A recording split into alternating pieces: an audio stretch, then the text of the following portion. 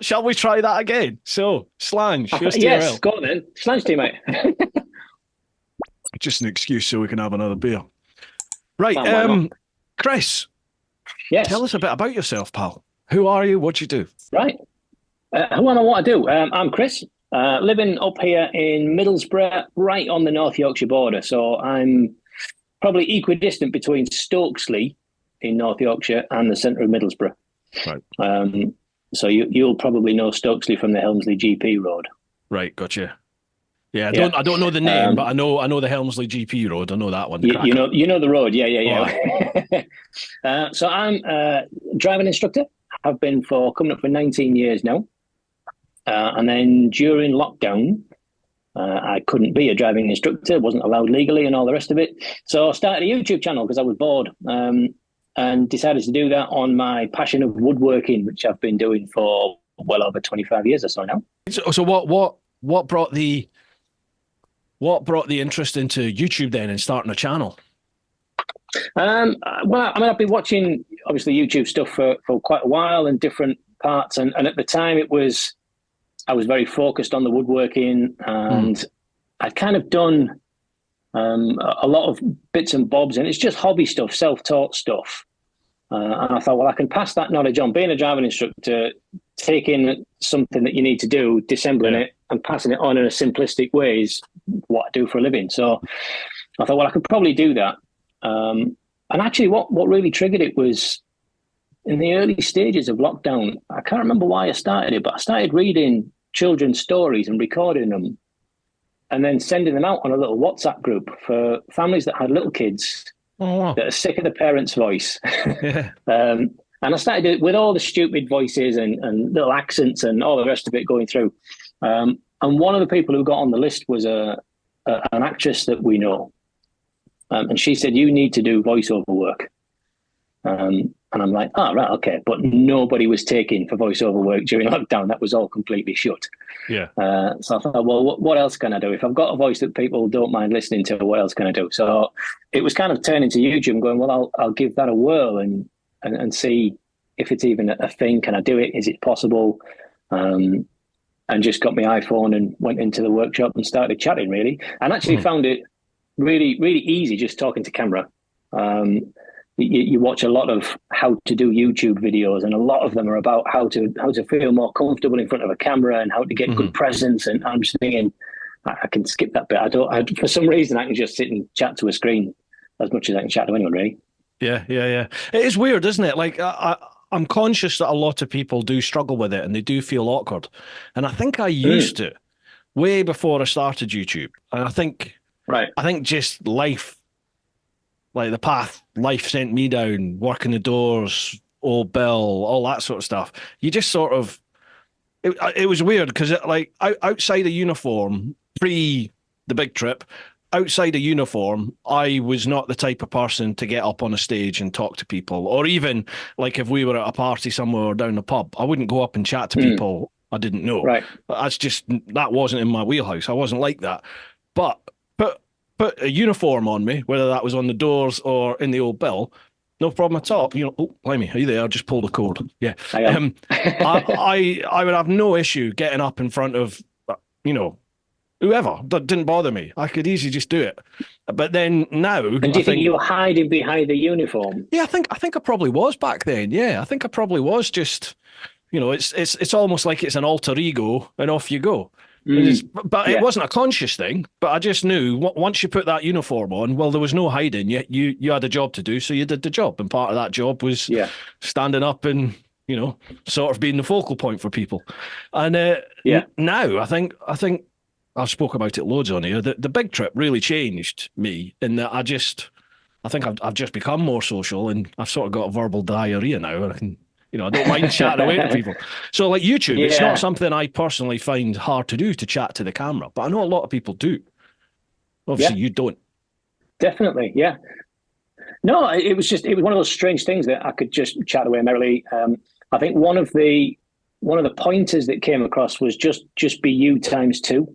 Mm, So I think a lot of people go, massively overboard when they're in Yeah. front of the camera to make sure I'm really excited about stuff. Yeah. And actually, you can just be you, but just with a little bit more. Hmm. And yeah, I felt that was relatively simple things to do. Everything else about YouTube needed learning from scratch. Just the filming, the editing, lighting, sounds, Yeah. all the background stuff you've got to do to fill in for a video. All that didn't have a clue. So it was starting from scratch completely on all of that. So you've only been going since lockdown. What's that, 2000, 2001? Yeah, yeah, yeah. Mate, you're It doing well. was You it have was 14 odd thousand subs. 14 and a half now, yeah. Mate, brilliant. Um, Awesome. so it was end of May 2020.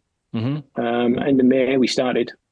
And one of the big things that kicked us off with that, I started as a woodworking channel, Hmm. predominantly about hand tool woodworking, getting back to basics, not spending thousands on massive machines and all the rest of Yeah. it. Doing it for the love of doing it. And one of the things that came up during lockdown was something called the Great Guitar Build Off. And that was something that I was interested in doing because I'd done one guitar by that point. Mm. And it was basically entertainment for the masses while everybody's locked in the house. This build off was created, and it was a lot of reasonable sized YouTubers that were asked to go, right, here's a kick guitar, do something fantastic with it. And me and apparently loads of other people got in touch and went, can we do that? Mm. So they created a bit of a kind of sideshow for the amateurs that wanted to give it a whirl.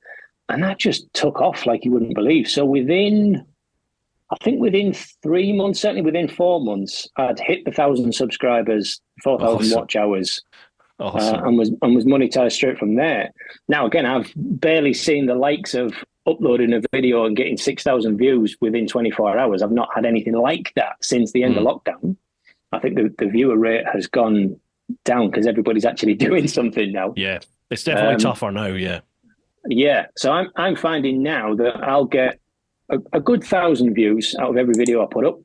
But the back catalogue is where it's really starting to pick up now. A lot of the older stuff, it's changed. When you go in your analytics, for people that don't have YouTube, there's something called analytics, which is really boring and tedious, and I should watch it more, but I don't.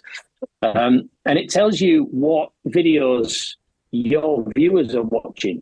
Mm-hmm. So you can get a decent idea of what kind of stuff people are actually interested in. And for a long time, it was all the guitar-based channels, whether that's playing guitar, building guitars, transforming them, and it was very guitar-focused for a long, long time. I've noticed recently that my subscriber rate has gone up. So we've gone from about 300 subscribers a month adding on to about 450. Mm-hmm. And most of the videos that people are watching are now woodworking videos again. Right. Oh, okay. So as much as I'm going to keep building guitars because I really enjoy doing it, I'm going to definitely start putting a bit more woodworking stuff back into the channel again. And, the big stuff is like your tool reviews and things like that, isn't it? But I was going to say, so it's kind of going back with the basics. In your niche, then in the sort of woodwork, carpentry niche that you're in, like obviously in the bike niche, bike reviews, that's what gets the big views. If you do a bike review, you're going to be getting good views for that. What's the similar sort of thing in the carpentry niche? Obviously, you've picked up on the guitar builds, but is there anything outside of that? Because that sounds like that's quite out the norm. Building a custom guitar. That's where you kind of double niching down, really. Yeah. Doing woodworking skills in the guitar building sector. I think it's the same the world over. Review stuff does better than anything else. So the vast majority of my highest ranking videos are like Dremel tool reviews and little woodworking jigs and things like that. Stuff that you can buy, you can sell it on Amazon, and you can get your hands on some. So they are big with the views. Some of the technique videos do really well. So my highest ranking videos was one I put out within the first 6 months or so, and it was how to build a small deck for your garden. I used to be a landscape gardener before all of this, So someone asked me during lockdown when we were able to kind of visit a few people outside, can you build me a deck? And then we put a child's fort on top of the decking. So the kids had Mhm. somewhere to go out and play outside as well. So I recorded both sections and put them as a separate videos, one to build a deck, one to build a kid's fort. And they both did as well as most of the other videos I put up. But I put that one up in probably it'll have been September time maybe. And then by the February, March time of the following year, it went from just the static 900 views that it had. It suddenly just had this extra 2,000 views. Yeah. I'm like, where did that come from? Yeah. And then you realize that's because everybody's looking at how to build a deck and the sun's coming out. Yeah. And that's just gone up and up and up. So I think that's closing up to 150,000 views on that now. Wow. And it's just crazy random stuff. I did one a while ago on different inlay techniques. So a lot of guitar building, but a lot of furniture stuff as well have really pretty inlays in them. What's that? Inlays is where you've got a chunk of wood, and then you take a section out of it and replace it with a different type of wood or material, so that you can get a pattern on it. So on this guitar, for example, and where you can see on the fretboard, Yeah. the different coloured woods and resins and all kinds of different things inside of there, that's inlay. Okay. And there's a load of different ways of doing that. So I picked 3 of them, ranging from what I would consider to be the super easy one through to the probably more difficult one. And just kind of showed, again, in as simplistic terms as possible, how to do each 3 of those. And that's, again, that initial, right, I put the post out, there's your 1,000 views. And then weeks and months later, it's just tickling away and starting to head up. And again, that's heading into more thousands now. Well, sorry, go on, apologies. No, you're all right. Sorry, as ever, folks, with these doing this on Zoom, it's great because it allows me to speak to people anywhere in the world. It's great, but you always get this little delay, which is a little bit annoying sometimes in conversation, isn't it? Because you think someone's finished, you start, and they've not finished yet, and you're like, oh shit. So apologies if I do talk over you, Chris. Sorry. Yeah, those sort of how-to vids. Obviously that's evergreen type content. It's known in YouTube as evergreen content, folks. So it's like that's what people are searching for, and that sort of stuff, as you've seen, that stuff can just lie dormant sometimes for years, and then all of a sudden something happens in the world that causes people to go, "Oh, how'd you do that?" And they search it, and bang, there's your video, and the next thing you know, you get a big spike. Yeah, and I think that's what's happening with a lot of my older content is it's YouTube have just figured out which audience it really wants to push it to. Yeah. And he's now starting to put that out there. So there is then a bit of a change in who's watching my videos. It's not just the guitar people. It's people wanting to look at, again, the basic woodworking tasks and how do I do this little bit and what tool's best to do that. Yeah. Which my answer is always whichever one works. I try to be as little tool snob as possible. There's a million different ways of cutting a piece of wood. Right. So let's get into the whole woodwork carpentry side. Do you call yourself a carpenter, or what do you call yourself? Oh, I probably a word that doesn't really exist. I would say I'm a woodsmith. Woodsmith. I don't even know if it's a real word, but I like it. A woodsmith. I like it. If I can make it out of wood, I'll give it a go. And that's how I've always been. So whether that's a table, a guitar, a statue, yeah, exactly, yeah. But no, it's anything that can be done, and giving it a go. And I absolutely work on, if someone can do it, why can't I? So there's got to be a way of doing it. So one of the very first projects I gave myself, other than doing fencing as a landscape gardener and decking and things like that, I was still living with mum and dad at the time, still young and daft, and wanted a new bed. I'd always had the single bed from growing up. I think, right, okay, it's time to have a big boy bed. Come on. And I can't remember why I did it, but I decided to issue myself with the challenge of you're not allowed to use screws, nails, or glue. Or glue. Just on the no wood, no screws, no nails, no glue. You've got to build yourself a double bed. How are you going to do that then? And it was figuring out, well, how do I get that piece of wood to go into that piece of wood? And then how do I get it to stay there? So you kind of figure out how to do a mortise and tenon joint. And it was only after I realised that that's what was called the mortise and tenon joint. I still didn't know which bit was the mortise and which bit was the tenon. But you kind of figure it out that you can put a piece of wood into another piece of wood if you do that. Yeah. And then if you stick a dowel through the middle of it all, it can't pull itself apart again. Right, okay, so that's how I can build the frame. How do you do the side bits then? Dowling's good. You can use it as pegs. You can bake them in there. If you do it from different angles, they can't pull themselves back out again. And so it was that challenge of just going at it with, imposing stupid rules on yourself, just because that thing of years ago, there wasn't such a thing as screws. They didn't have glue like we did. You couldn't just go to, Screwfix and buy a tub of glue.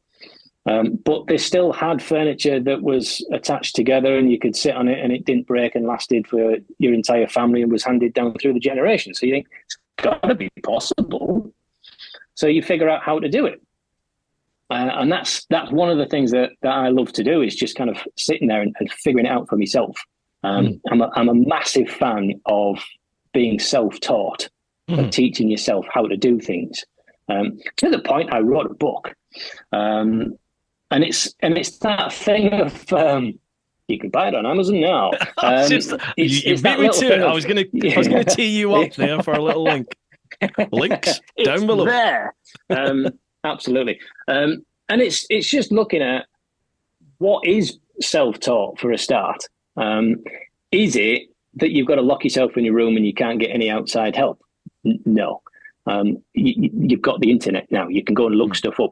You could go and ask a mate that's done it before. How did you do this little bit here? You could go and sign up for a night class on how to do something. But don't just go to a night class and take in what you're told verbatim and think that's the only way it can ever be done. So once I'd figured out how to do a mortise and tenon, for example, you then realize that actually you could tweak this little bit and you can tweak that little bit there, and it would be used for a completely different task. And it ends up you're tweaking it in so many different directions. It's called a completely different joint, but it still does what you need it to do.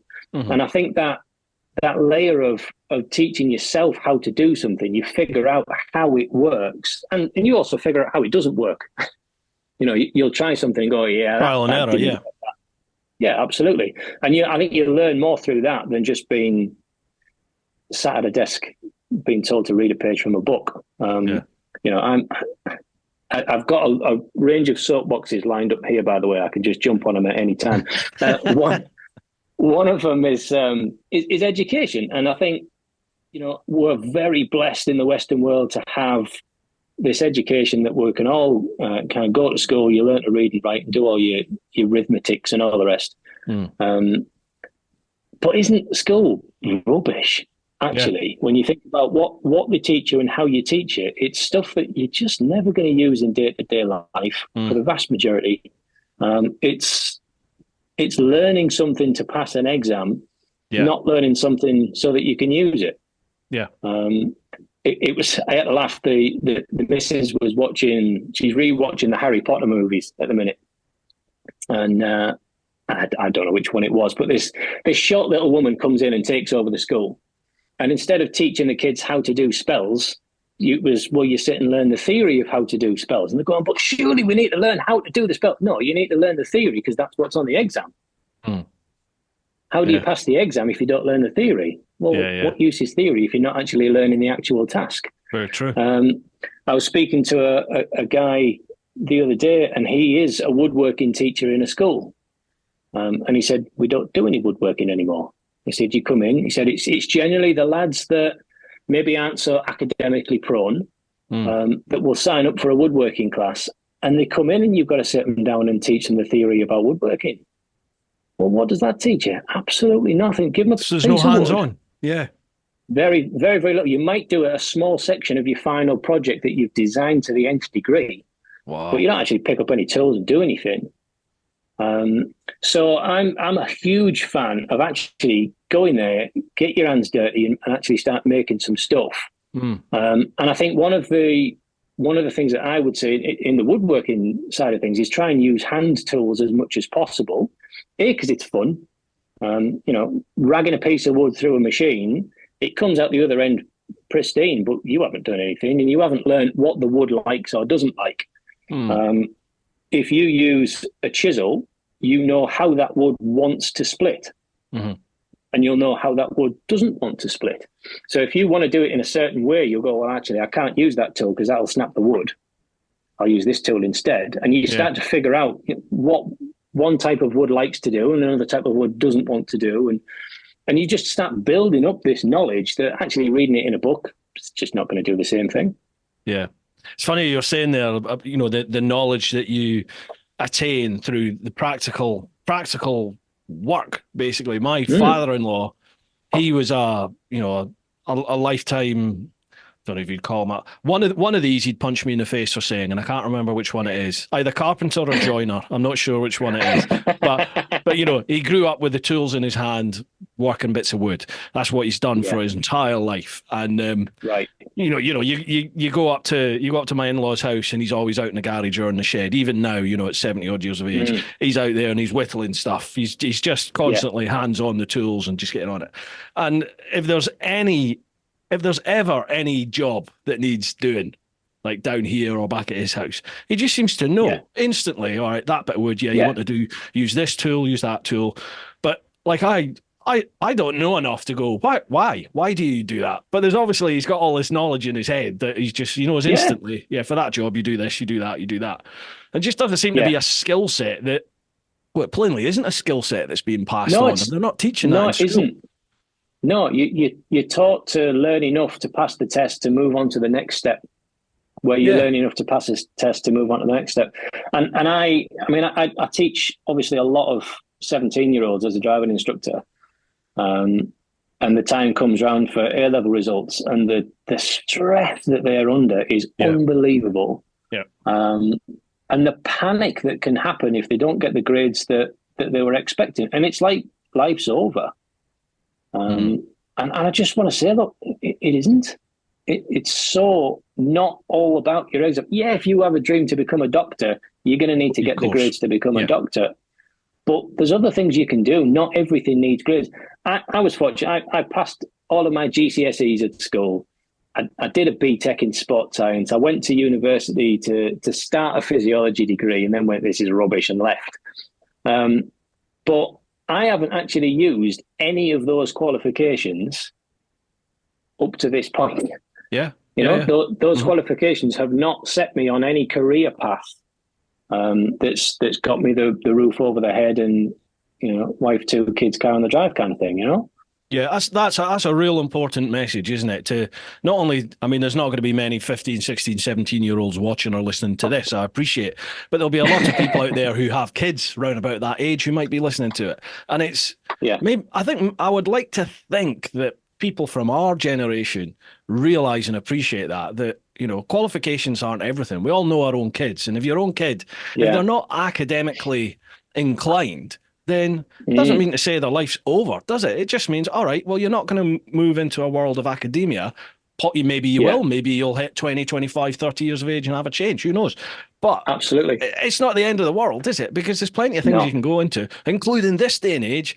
Fuck me. The practical trades, there's a massive shortage in qualified tradespeople, isn't there? So if you can, and isn't it any wonder when it's of course poo-pooed out of school from the very get-go? Yeah. You're basically told now all of those practical trades, they're not even worth looking at because we're not even going to talk about them in education.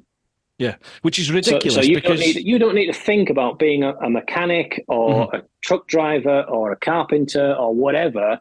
You don't need to look at those. Just sit down at your desk and pick your pen up. Yeah, yeah. And it's a real shame because so many kids are just not focused on that. And you think that, there's a massive problem now with kids that aren't academically focused and they're just written off. And they certainly feel like they're written off. And it's such a state that we've got ourselves in. We seem to be in a position...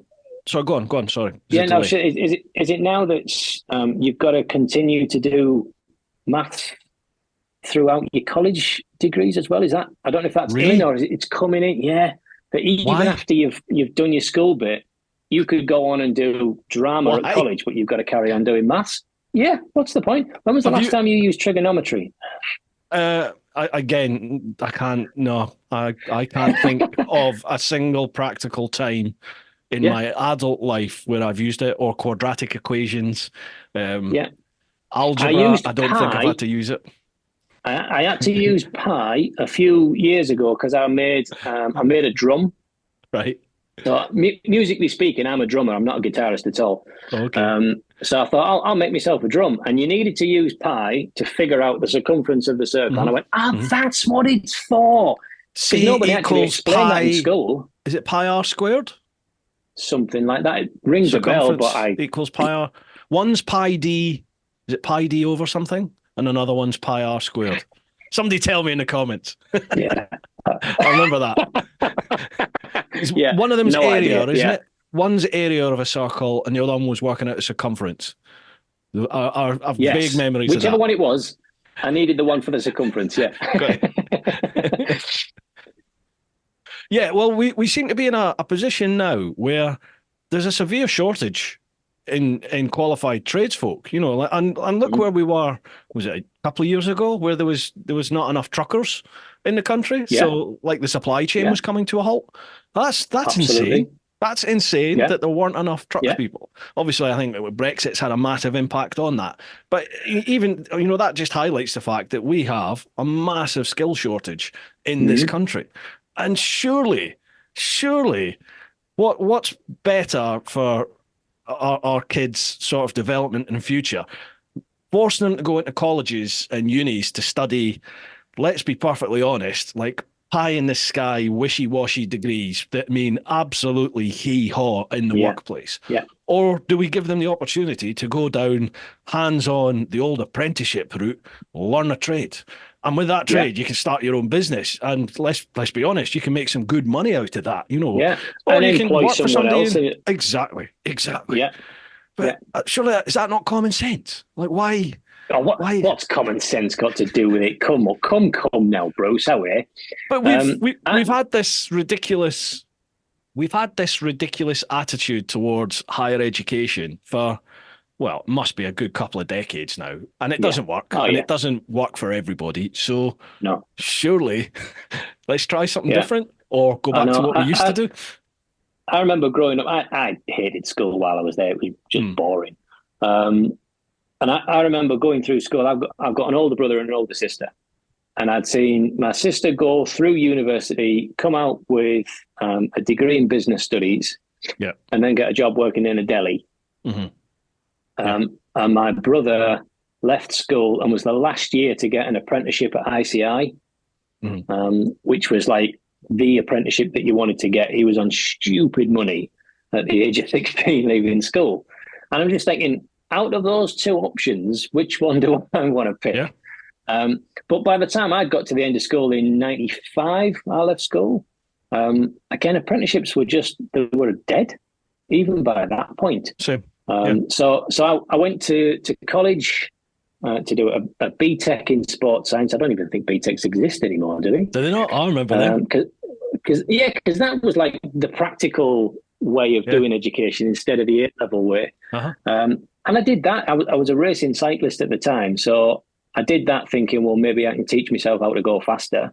Uh-huh. And even then, signing up to go to Manchester Uni to do physiology, it was purely based on, well, if I can learn physiology, I might be able to train myself better. I might be able to go faster. Yeah. And I picked Manchester because it was the home of British cycling at the time. It had nothing to do with work. Yeah. Yeah. Because there was nothing really on the horizon that was even an option at that stage. So, I mean, I got 6 months into this uni degree and I was just bored to tears. Everything was just looking at cells. I'm like, oh, more cells. So I came back after the first Christmas break, failed every exam in the January exams that you get in that first year. I thought that's probably my cue to leave.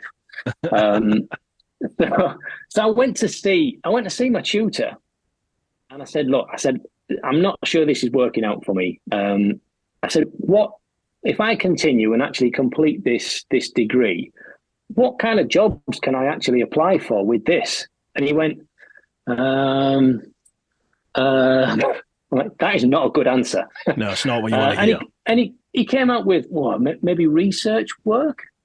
Oh, so come back to uni and look at microscopes at cells again. No, I'm all right. I'm done. So I stayed until Easter, so then I didn't have to pay me grant money back that I just got. And basically, Yeah. and I became a full-time cyclist from January through to the Easter. And it turns out I did learn how to ride faster. It was become full-time. It was amazing. Train a lot more. Yeah. Yeah, that was it. Yeah, it was amazing. What age are you? How old are you? I'm 45. 45. All right, okay. I'm 48. Am I 48 or am I 47? You know you're at an age when you can't remember. I'm 47. I'm not 48 yet. Right. Yeah, because you said you left school at 95 in 95. I left in 94. But I went to uni. I went to Strathclyde Uni to do mechanical engineering. And just like you, at the end of the first year when you have to do your exams, I remember sitting in this exam. I hadn't been to a lecture. So, I sat and looked at the exam paper and I was just like, I haven't got a clue. Yeah, which is weird because all through school, I was very academic. I was fully focused and I ended up getting good grades when I left. I did well in my like Scottish standard grades and higher and stuff. So when I went to uni, I kind of thought that I would be of the similar mindset and I would just be working and strive for the first, get the first honours degree. Well, nah. Literally first freshers week at uni, it was just the social side. Oh my God, that wasn't really me beforehand. So it was like letting the dog off the leash. I was just like, oh, this is amazing. And then I started working in the doors and yeah, the whole social side of life took over for me. Hence why I just didn't go to lectures. So I was faced at the end of first year with the choice, you can either resit first year again, or you can do one. Maybe this isn't for you. Yeah. And I thought, there's not a chance. Like my parents were definitely, you're going to uni and that's what you do. So it was sort of right, I'm not going to reset first year again because I'm plainly not interested in mechanical engineering. I had zero interest in it. Don't know why I took it, to be honest. And I just decided, I'll do civil engineering because that's radically different. Because that'll be different. Yeah. Yeah. So I managed to get into a civil engineering degree. So in the end, I came away with like a third class honours in civil engineering. Never used it. I've never used a single thing from that. And it's only now that we did a bit of like fluid dynamics and geology as part of that degree. Right.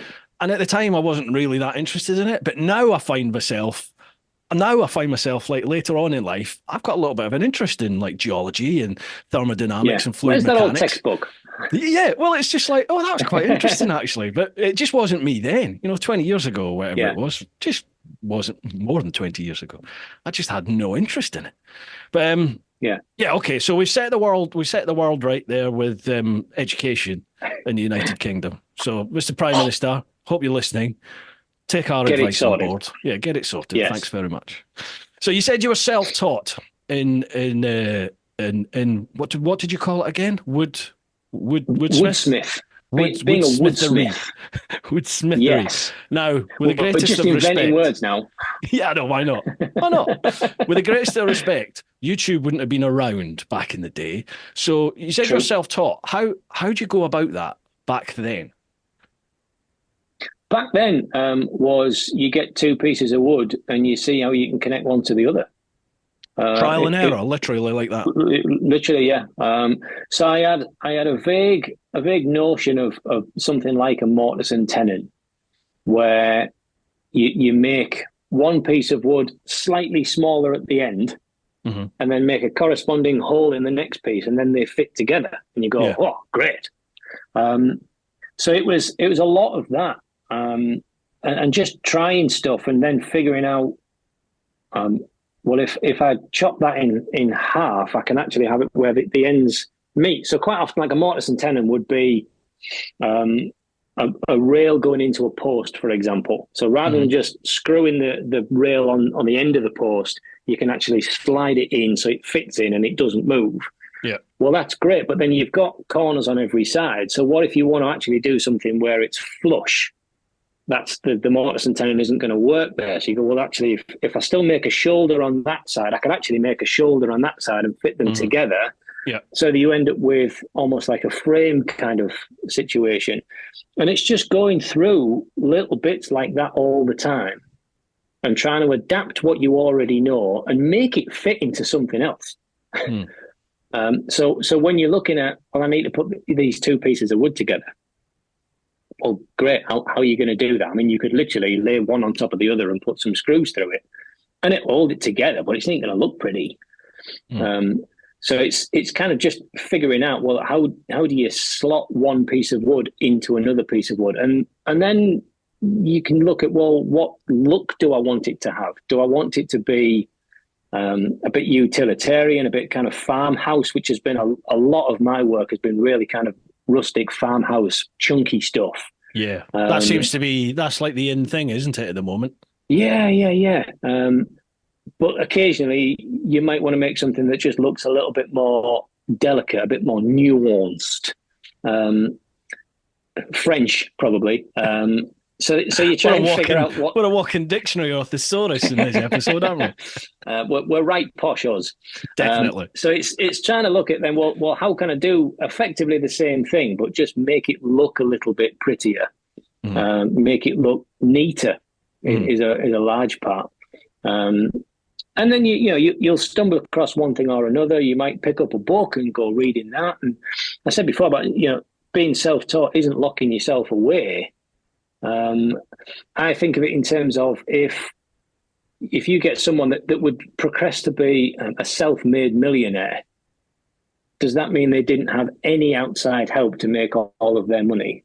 No, they went searching for the right people at the right time. They might have, brought someone from over there and they found someone from over there and they did this little bit on their own, but then they worked out that actually that person does it better. And I think you can do exactly the same thing to be self-taught. Is you can go and get that piece of information from over there, whether that's from a book in the library or nowadays, realistically, your internet. And I think that is all a part of being self-taught. I think I'm right in saying that there's some universities out there that will actually do a self-taught degree.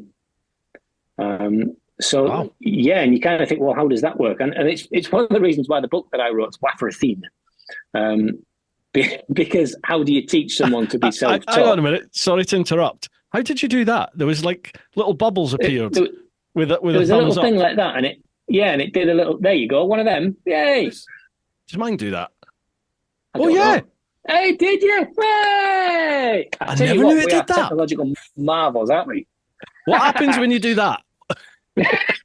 It shuts down. Yeah. Sorry, I interrupted. Apologies. Simple things. Yes, absolutely. So I think there's actually unis out there. I suspect they're few and far between that will try and guide you through a self-taught system. So instead of saying you need to go and buy this book, look at page 12, paragraph 3, learn the third sentence because that's going to be on the exam. Yeah, they'll say you need to learn fluid dynamics. So go and find books on fluid dynamics. And then you've got to go and hunt that out and try and fish out the relevant information so that you can answer this question that's on there. And if you do it that way, if you go and hunt out that information, it's going to stick in your head way better than somebody telling you that paragraph is important. Surely that's the better way of doing it. Surely. Yeah. But then I suppose you're going to say some people. Yeah, of course. There'll be some people who'll come out and go, well, some people don't think logically in that manner, so they're going to be an unfair disadvantage, hence why they go and buy these books, look at this bit. I mean, it cost thousands of pounds, even back in 94, 95, 96, when I was at uni, you're spending thousands of pounds on books. It's insane how much you spend on books. And how many did you open? Genuinely, I think I might have opened one or two. I proper winged my way through uni. Disgusted. I didn't put work into that degree at all. And isn't it interesting though that like you're saying about you're told to buy this specific book, because they know that the information you need is in that book. Now, there's going to Yeah. be 1,000 books that will tell you the same information, but they'll just do it in a slightly different way. Yeah. But you need to learn how that person wrote that bit down, Mm-hmm. because that's what's going to be important. Yeah. That'll be how the question is. It'll be based on that book, won't it? Yeah. Yeah. That understanding. Yeah. So I think, being self-taught is a massive skill, and I'm all for people giving it a go. In the woodworking sense of things, you really can just go to your shed, grab 2 sticks, and try and do some stuff with them. Hey, go to my channel. I've got lots of videos, and you can go and learn a few skills, but then put that into practice. So one of the things that when I started actually getting into YouTube and go, right, let's go down the rabbit hole and find some more stuff. You find a few people that you like and that you can learn from, and you like their technique about stuff. But it's trying to learn a new skill. But like I said, it's not just doing it it's not copying exactly what that person did and going, that's the only way that it can be done. Because I don't ever think that that's true. So you can take that information and try it in their technique, and sometimes that's just the order in which they do things. Well, mix up that order. Figure out, why did they put it in that order? Why is it better to do that bit before that bit? And sometimes I've gone through some things. I'm just going, well, do you know what? I actually much prefer it if I do that second bit first, because I think that helps me later on when I'm doing that 4th bit.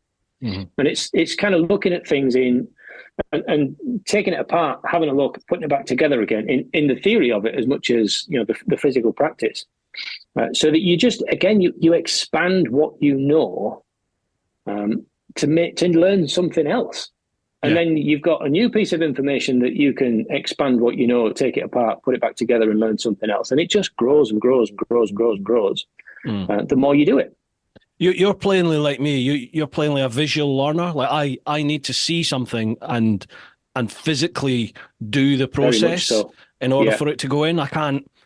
I think when I was at school, I could just read stuff and I could just soak it in. I could learning that's the stuff benefit of youth, I verbatim. think. Yeah, I could do that. But certainly by the time I was in my late teens and into my 20s, and certainly now, I physically have to see something and I have to do it. I can read a map. You can give me a route on a map and I'll try and remember it, but the chances are I'll go wrong. Whereas if I actually do that route and now it's committed into my visual memory, I'm like, yeah, no problem, can do that, no bother.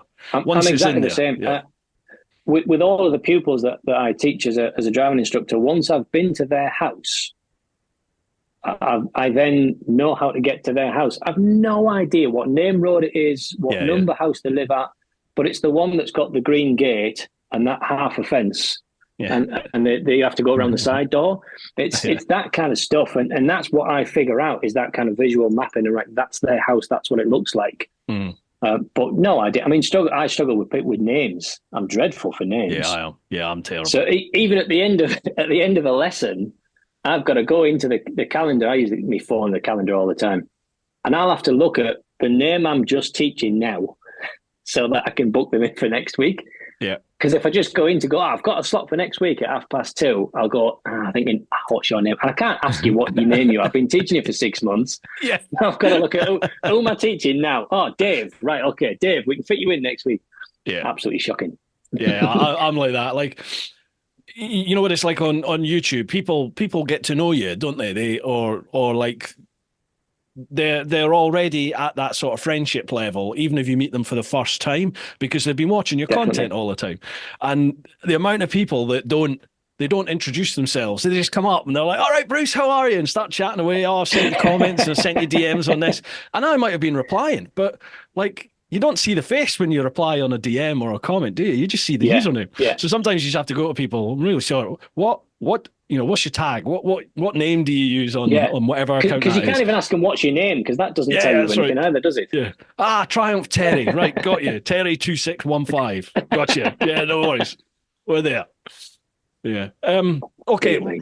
How about we crack on with some questions? We've got some questions over on Patreon, and I think there's Sure. a few over on Instagram. Lovely. I So was a little shall bit terrified you might go, we've got no questions. we always get questions, don't worry. The clan never let me down. So we'll head over to the clan, which is patreon.com/TeapotOne. First question, David McCracken.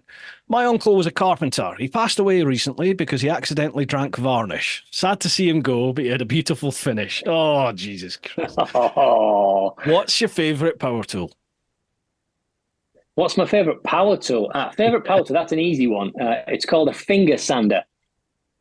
All right. And it's not one that many people see. It's like, a massive belt sander, right? Yeah.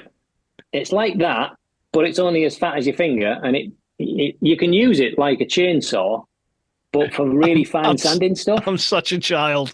Sorry. I'm really I know exactly what your brain's doing. So yeah, without question, my favorite power tool is definitely a finger sander. Yeah. The finger blaster, right, gotcha. And he says, yes. Have you been away on any good trips on your Ducati recently? No, we haven't done trips yet. I've just got it back in summer. I've been pining to get back on a bike. I've been in a gap for about 15 years. Wow. So I had a Phaser 600 was my first bike. I went and did my direct access test and went and got myself a Phaser 600. Got married, had a kid. And then every time you open the garage door, the bike just cries at you, please take me out. And there's no time for any of that. So that went. And yeah, 15 years later, the last 5 years, I've been absolutely pining. I want a bike.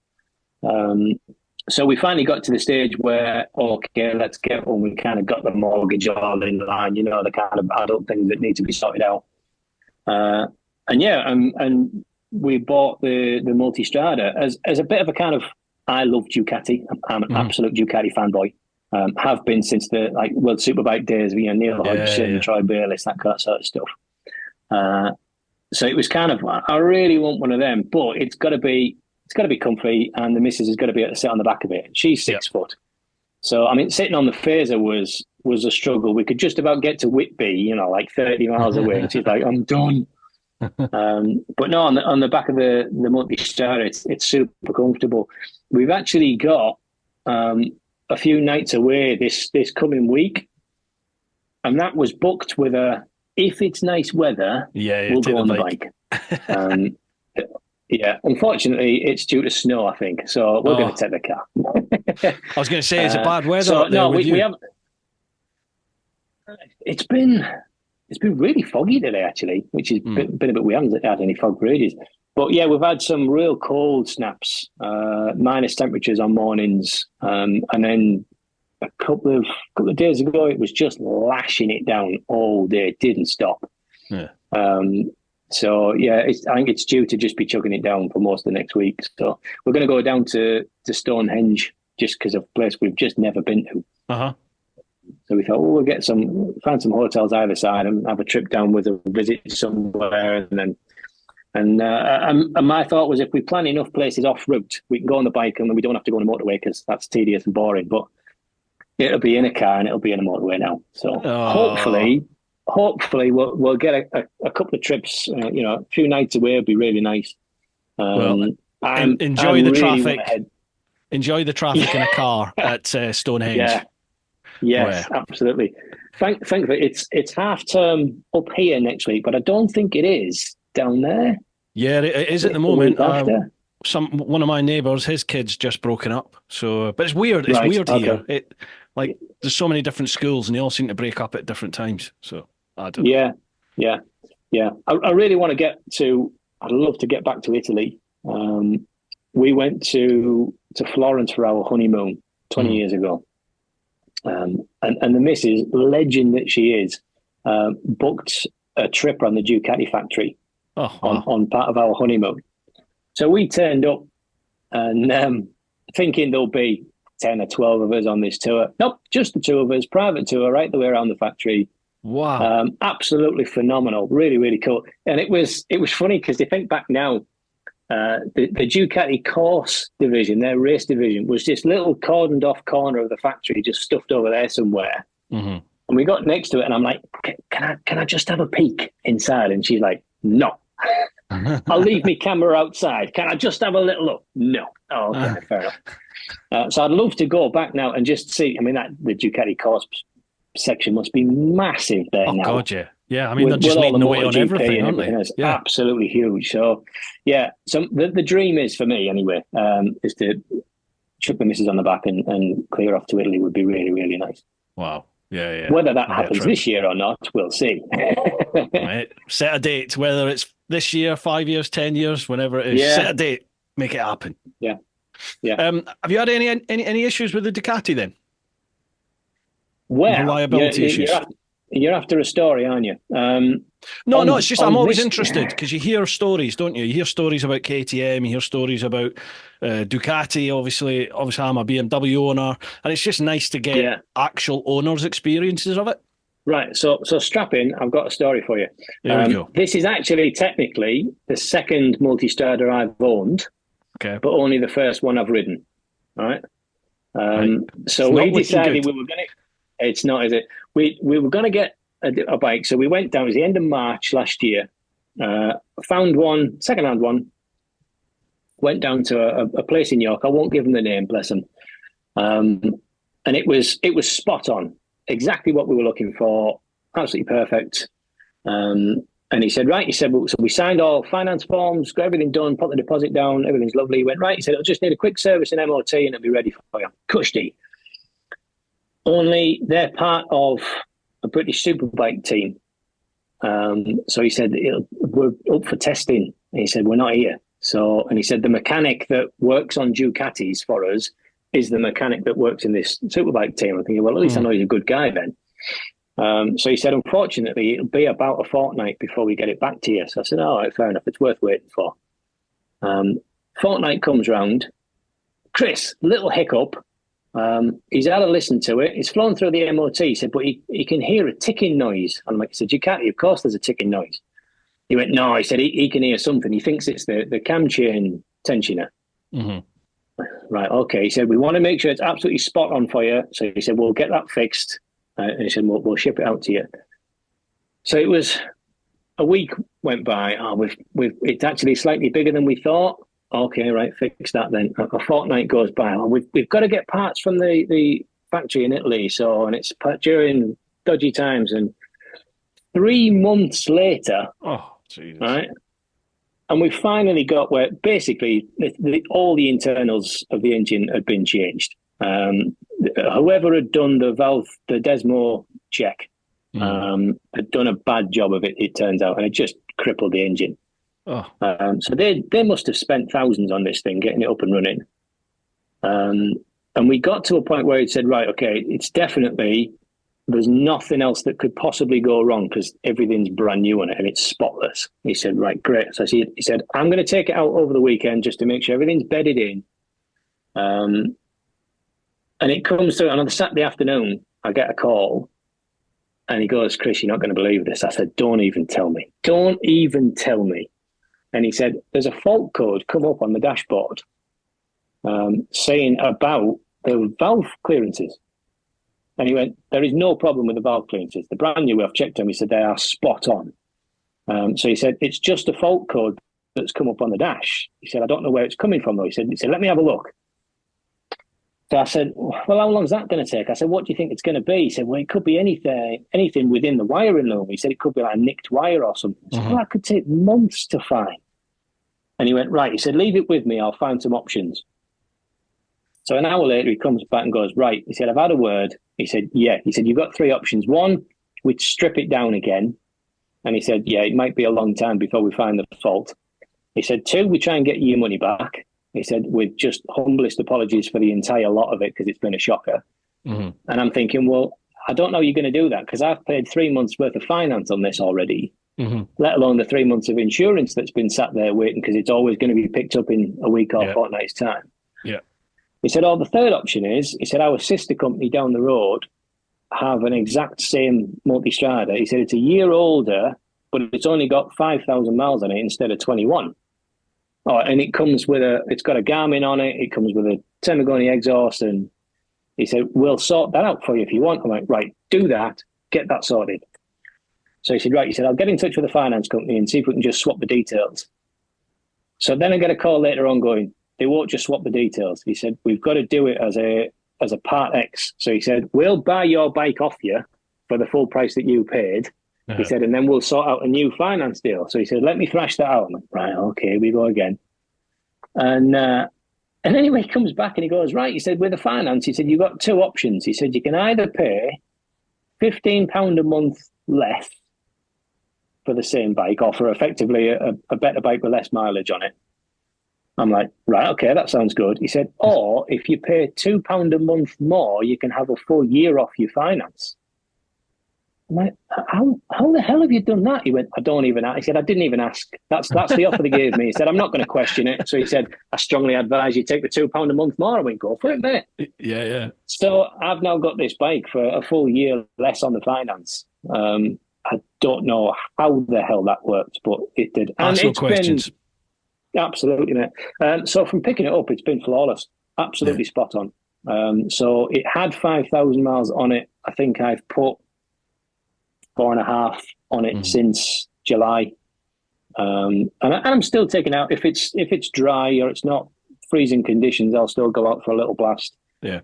It really is down to I've got a spare 2 hours. I can get changed and get an hour and a half in. Go. Yeah. Yeah. Yeah. So I'll go out for a coffee ride, but just not bother stopping for a coffee. You know. Well, I So know I appreciate that's been a massive ball ache for you, but at least the dealership is has done something about it. You know, they're not just honestly, fobbing you off. they were bending over backwards and they were Mm. profusely apologising all the time. They were tearing their. I felt sorry for them, to be honest, a Yeah. lot of the time, because it just wasn't their fault. Yeah. Um, but yeah, I think they've learned that if they get a Ducati in on a Part X, they're going to give it a full service before putting it in the showroom. Even I You think. you would you I mean I would expect a dealership to do that anyway, but it's amazing how It, many don't. it was a private dealership, so it certainly wasn't a Ducati dealership. It was a private dealership that only dealt in second-hand bikes, Mhm. and they just had the one that we want with the panniers on, and I wanted the Lecky suspension and all the toys. Um, it ticks all the right boxes for me as a Ducati fan. It's a big V twin, none of this V4 nonsense. Big V twin, single sided swing arm, Termagoni exhaust. It's got the Lecky suspension. It's as quick as I ever need it to be, and then some. Yeah, yeah, yeah. I haven't found the stop on the throttle yet. I haven't got the kahunas to do that. Germany, Germany. No. So no, it does everything I want. I've never the longest ride I did was 100 and something, and there was certainly no aches and pains or stiff bum or stiff, none of this kind of stretching and backache. It's super comfy. Mhm. The only thing I've done is I spent £13 for a little extended visor at the top. Oh yeah, yeah. Uh-huh. So just the screen on it. I mean, I'm 6'2", so you don't get away with much. So yeah, I was just getting like just constant that on the top of my head all the time as soon as you get even to 65. So I put this visor on and it's like sitting in a cocoon. It's absolutely spot on. Best £13 I ever spent. Yeah, I've seen a lot of people using those sort of screen extender things. Yeah, I've never noticed. I've never really noticed much turbulence around my head yeah. when I'm riding like a bike with a screen. Not that I can think of. No, nothing that's I really annoyed looked me. I looked and searched to see what was the best thing to do because I think I don't just want to go lashing money on Hmm. is it Puig or something like that that makes Aye. screens at like 170 quid and you think Yeah, yeah. I could buy one of them, but there's no guarantee it's actually going to fix the problem. And then what do you do with that? Hmm. And apparently there's a big thing with the multi-strider because it's made so beautifully. It does mean that the screen kind of slopes just a bit too much, and it just sends the wind towards your head. Yeah, So gotcha. you can either put some washers on to stand the screen up, or you put You put the extender an on. extender on the top. Yeah, I mean Hmm. once that extender was on, I can ride with visor up and you feel a bit cooler, but there's no wind blast. It's absolutely spot on. Gotcha. Right, cheers to that one, David. Next one, Charlie Callard. Evening, gents. Hope you're both fitting well. So, my questions. Chris, what's the most exciting or complicated thing you've made? And is there any particular customer or client that's been memorable for any reason? That's some good questions. That is a good question. Yeah. Most complex. I think that the largest one I've done that I probably made overcomplicated because that's what I like to do. A friend of mine said, "Can you build me a bed?" She knows that I've made a couple of beds in the past, and she said, "We're redecorating the bedroom."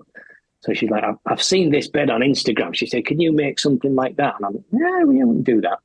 Mm. So we kind of hashed out the design that we'd make it as some fake live edge wood. Have you seen live edge wood where they basically take the bark off the edge of the wood and leave it as kind of a Oh slightly yeah, yeah, wavy edging? yeah, yeah. Really kind of common, and they quite often like make that into resin tables and stuff Mhm. like that.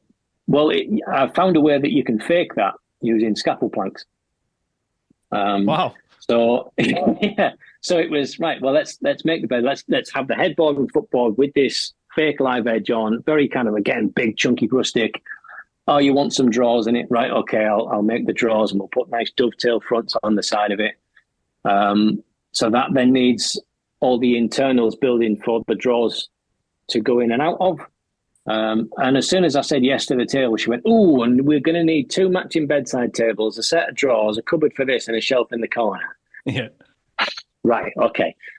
So that took a while to get completed. That was probably the most comprehensive. And even within that, the bedside tables, just because I love little secret drawers and things like that, I decided to put a little secret table inside the bedside table.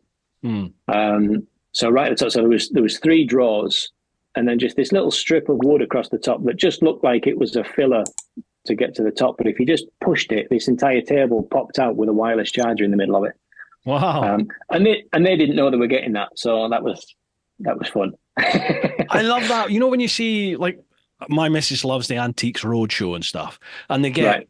this like old antique furnitures on there. Like I don't know what the eras are called. Say it's Georgian or something. I don't know, 1700s, 1600s, whatever it is. You get this Yeah. table in, or you get a table from like China or Japan that was made hundreds and hundreds of years ago, and the person that's telling you about it knows all this stuff, and they find all these secret panels Yeah. and That like the it's owner never all knew about. yeah, and it's like it's just ingenious, isn't it? The way they Yeah. like Yeah, it through is. through Yeah. woodcraft, woodsmithery, they Woodsmithery. woodsmithery, they make like all of this happen and work, and you know you have to push that, turn that umpteen times, move it this Yeah. way, move it that way. This pops out, bang! That's just Yeah. I stunning. love all of that. Yeah, I love all of that. And trying to figure out then, right, okay, well, how can I incorporate that? Yeah, yeah.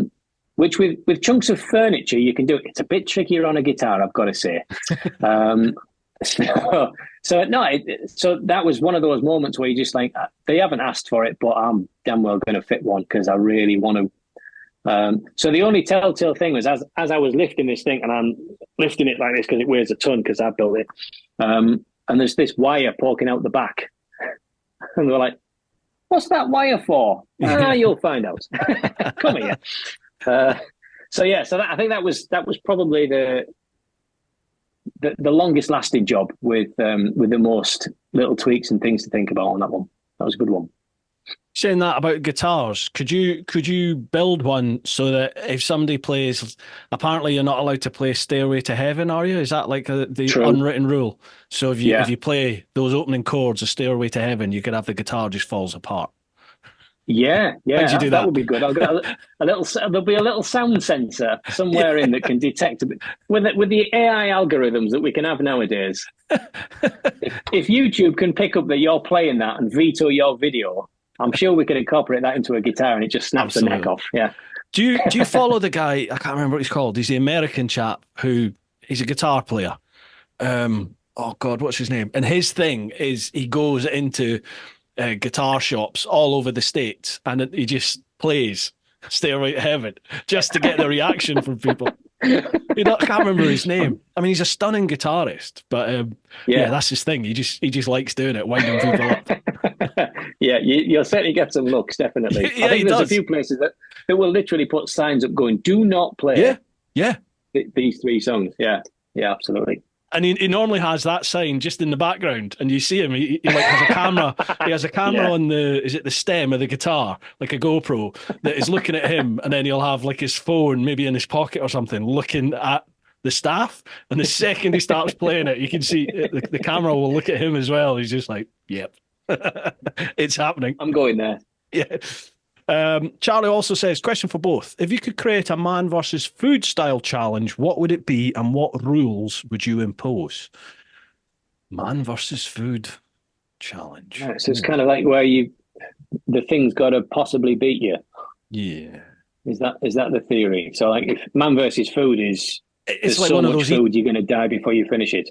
it's the eating challenge, isn't it? Yeah. Yeah, I think so. Cool.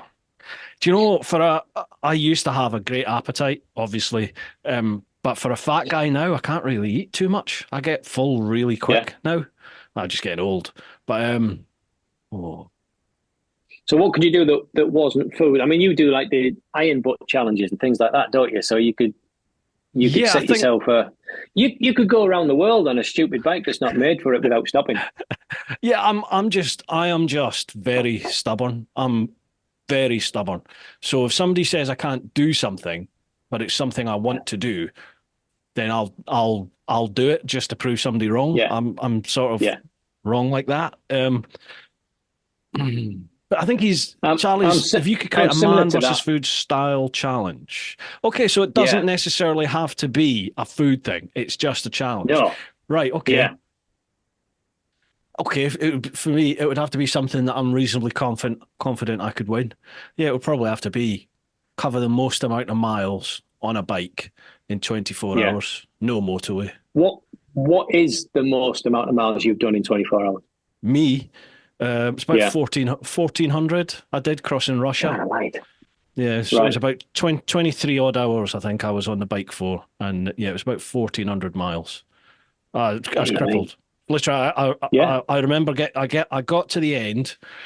I remember coming into, I can't remember what the city was in Russia. Might have been Cheetah or something like that. But I remember it was, the city was set in like a bowl because I remember coming down a sort of hill and seeing the city all in front of me. And it's nighttime. Mm. And I just remember seeing like one or two like skyscraper type buildings in the middle. And I remember just looking Mm. at them and going, they've got to be hotels. They must be hotels. So I was just like, I don't care the cost. I need I think I'd been like camping for 5 days or something. It's like I stink. I need a Yeah. shower. I am absolutely foobarred. So I just aimed. I remember getting there and there was like a bouncer on the door of this hotel, you know, black bomber jacket and everything. And it was a like a Yeah. posh, not a Hilton, but that style of hotel, you know, posh looking place. Yeah. And he was sort of just leaning on the railings outside the door of the hotel in front of the car park, sort of up that sort of height from where I was. And I think he was having a cigarette or something. And I remember pulling up on the bike and I couldn't get off the bike. I was literally just, I was just rigid. You know, I was Yeah. just stiff as a board and not in a good way. Yeah. I Yeah. couldn't, I physically couldn't get off the bike. So I just had to try and let go of the handlebars and then just fall to the side. And I just fell off the bike with my rucksack on my back. So I looked like a big fat upturned turtle. And I just lay there for a while. And he was looking at me on his cigarette and I was looking at him kind of like, sorry, you know. And Help. eventually, yeah, eventually I got feeling back into my legs. I kind of stood up and went into the hotel. He let me in, and I spoke with the receptionist who spoke English, thankfully. And I just said, you know, I don't suppose you've got a room for the night, please. And I must have stunk, but she was like, no, we're fully booked. But she said, I have a friend who has a hotel on the outskirts of town. Do you want me to try her? So I was like, yes, please. So she phoned this place, and they had a room. And yeah, I had to get back on the bike and ride like another 20 Oh minutes to the no. outskirts of the city. But And I bet that was the most painful 20 minutes. honestly, honestly, honestly, honestly, honestly, honestly, honestly, honestly, honestly, honestly, honestly, honestly, honestly, honestly, honestly, honestly, very cheap. So, oh, are you there? It's all frozen. Are we back? Hello. Oh, no voice yet. Hang on. You're moving, but there's no voice. Can you hear me yet? I can't hear you at all. Let's see if I do that.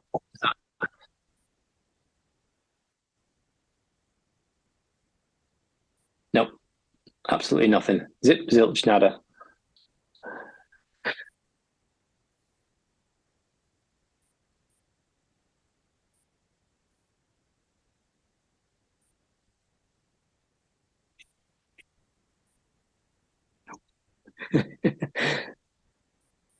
I can't see anything. Ah, there we go. You're back. Right. Okay. Let me just change it back to this microphone. Oh, no, it's gone again. Is that the one you yanked the cable out of earlier? Yeah. No. Hello. Hello. Oh, Hello. there you go. You want me now? Yep. There you go. Don't touch it. Switch it off, switch it back on again. Sorry, folks. We just had some issues. I think my internet is playing up here. I've got the old EE mobile broadband here, which has been rock solid for the last 3 years, but it's just starting to play up for some reason. Don't know what's going on there. Yeah. Where was I in this long, laborious story? You were just going and doing your 20 minutes back to your new hotel. Right, yeah. So I got into this motel place. It was very basic, but I ended up, I think I booked in there for like 3 days, and I ended up extending for another day just because I was fucked. Like, it really took it out of me, that 1,400 miles. Yeah, I was just absolutely knackered. I see Richie took on a bit of a challenge, didn't he? Going down to down to Morocco to do his trip as a one down to the south of Spain in one go. Well, he did northern Spain, didn't he? He did a trip down to like the Pyrenees, stayed over, and then down to, I think that's what he did. I think he did. I could be doing him a disservice. He definitely got in. Yeah, he definitely got into Spain in one go. Yeah. Riding down, which is that's a slog. It's boring. It's really boring. I remember when I came back from the world trip, my mates had booked a trip to the Pyrenees. Yeah, to the Pyrenees. But obviously I was away at the time, so I wasn't booked on the ferry or anything. And I think they thought I wouldn't be interested in doing it. So when I came back, they told me they were going on this trip. And I was like, oh, bloody, there's a room. I'd love to come. So I said, yeah, but there was no space on the ferry anymore. So I was like, I'll race you. We'll do a Top Gear thing. This is before I didn't have the channel like I do now. You know, I had it for the big trip, but I had no thoughts of continuing the channel and Teapot as a thing after the world trip. I thought that was it, done. So this was just for me, and so that's it. We all left my mate's house in Leatherhead. I followed them down to Portsmouth. They got on the ferry, and then I just drove to, I think, Folkestone or Dover, and can't remember if I got the ferry or if I got the tunnel across. And then I just jumped on the motorway. I was on a Aprilia Tuono I had then, a V4 Tuono, beautiful. Bag of shit, but beautiful bike. And I just got on the motorway and just pegged it all the way down. And I got to Bilbao in like 13 hours. The ferry takes 23 hours. So I got to Bilbao and it was like, I'm 12 hours early. What do I do now? So I had to go and find it. Yeah, and I got there at like 11:30, 12 or something, you know. So it's too early to book in any hotel. I was just like, may as well go for a ride then. Just go find some roads and then find a hotel on booking.com. But it was just really gutty and boring. That's what I remember about that. Just motorway all the way is just soul destroying. And loud. Absolutely. That Tuono had an Austin Racing, like, what did he call it? A GP1 cans. Basically, it's like a paint pot. Right. Oh my God. And I never used to wear earplugs or anything back in the day. So you've just got 13 hours of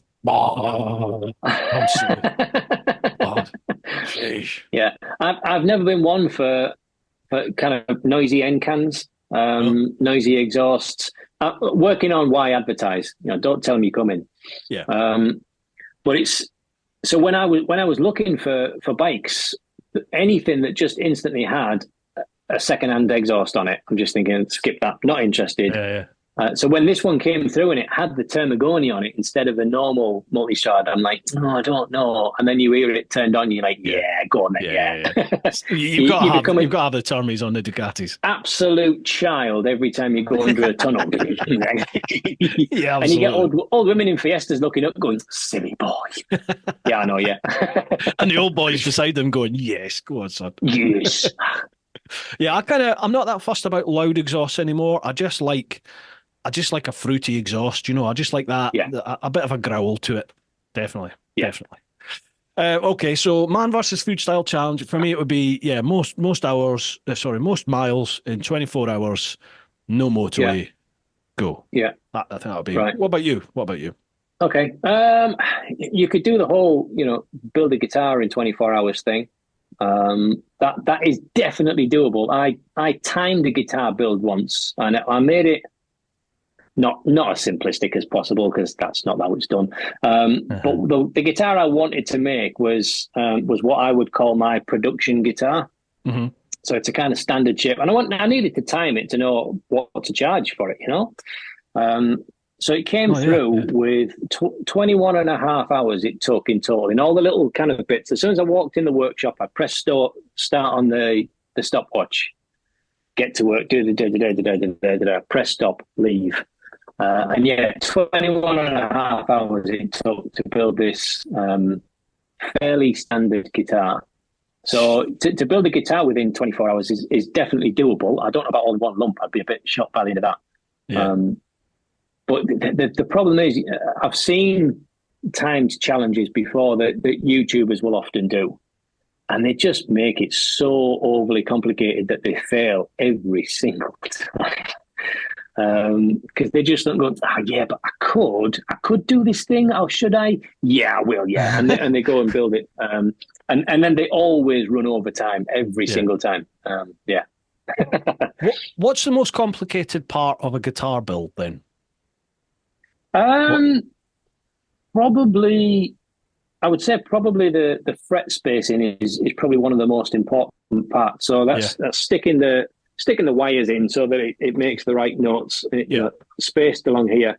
You can buy rulers that will give you the most common scale lengths. So different guitars have different length between the bridge bit there and the nut at the top Hmm. can be a different length. The 12th fret is always bang in the center. And then the other ones are spaced accordingly. So your Fender stuff is 25 and a half inches. Your Gibson stuff is 24 inches. That's a complete freak of nature, that one, because that's 30 inches. So that's pretty much a bass guitar, but tuned as a guitar. So the low note is as low as a bass guitar would be, but you can play chords on it. It's a real weird thing. I Wow. love it though. It's awesome. Yeah, yeah, yeah. So it's got its own Yeah, unique sound. That. yeah. It comes under.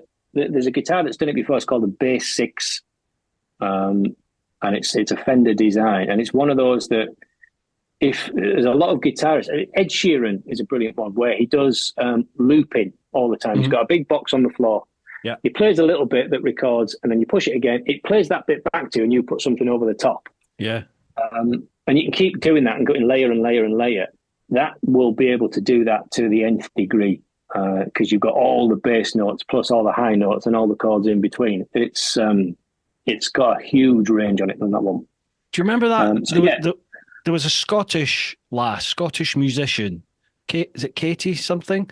She was on Jules Holland, and she did that something in the cherry tree. Woohoo! That one. That Katie Melua, was it? was it. Katie Melua? Is she Scottish?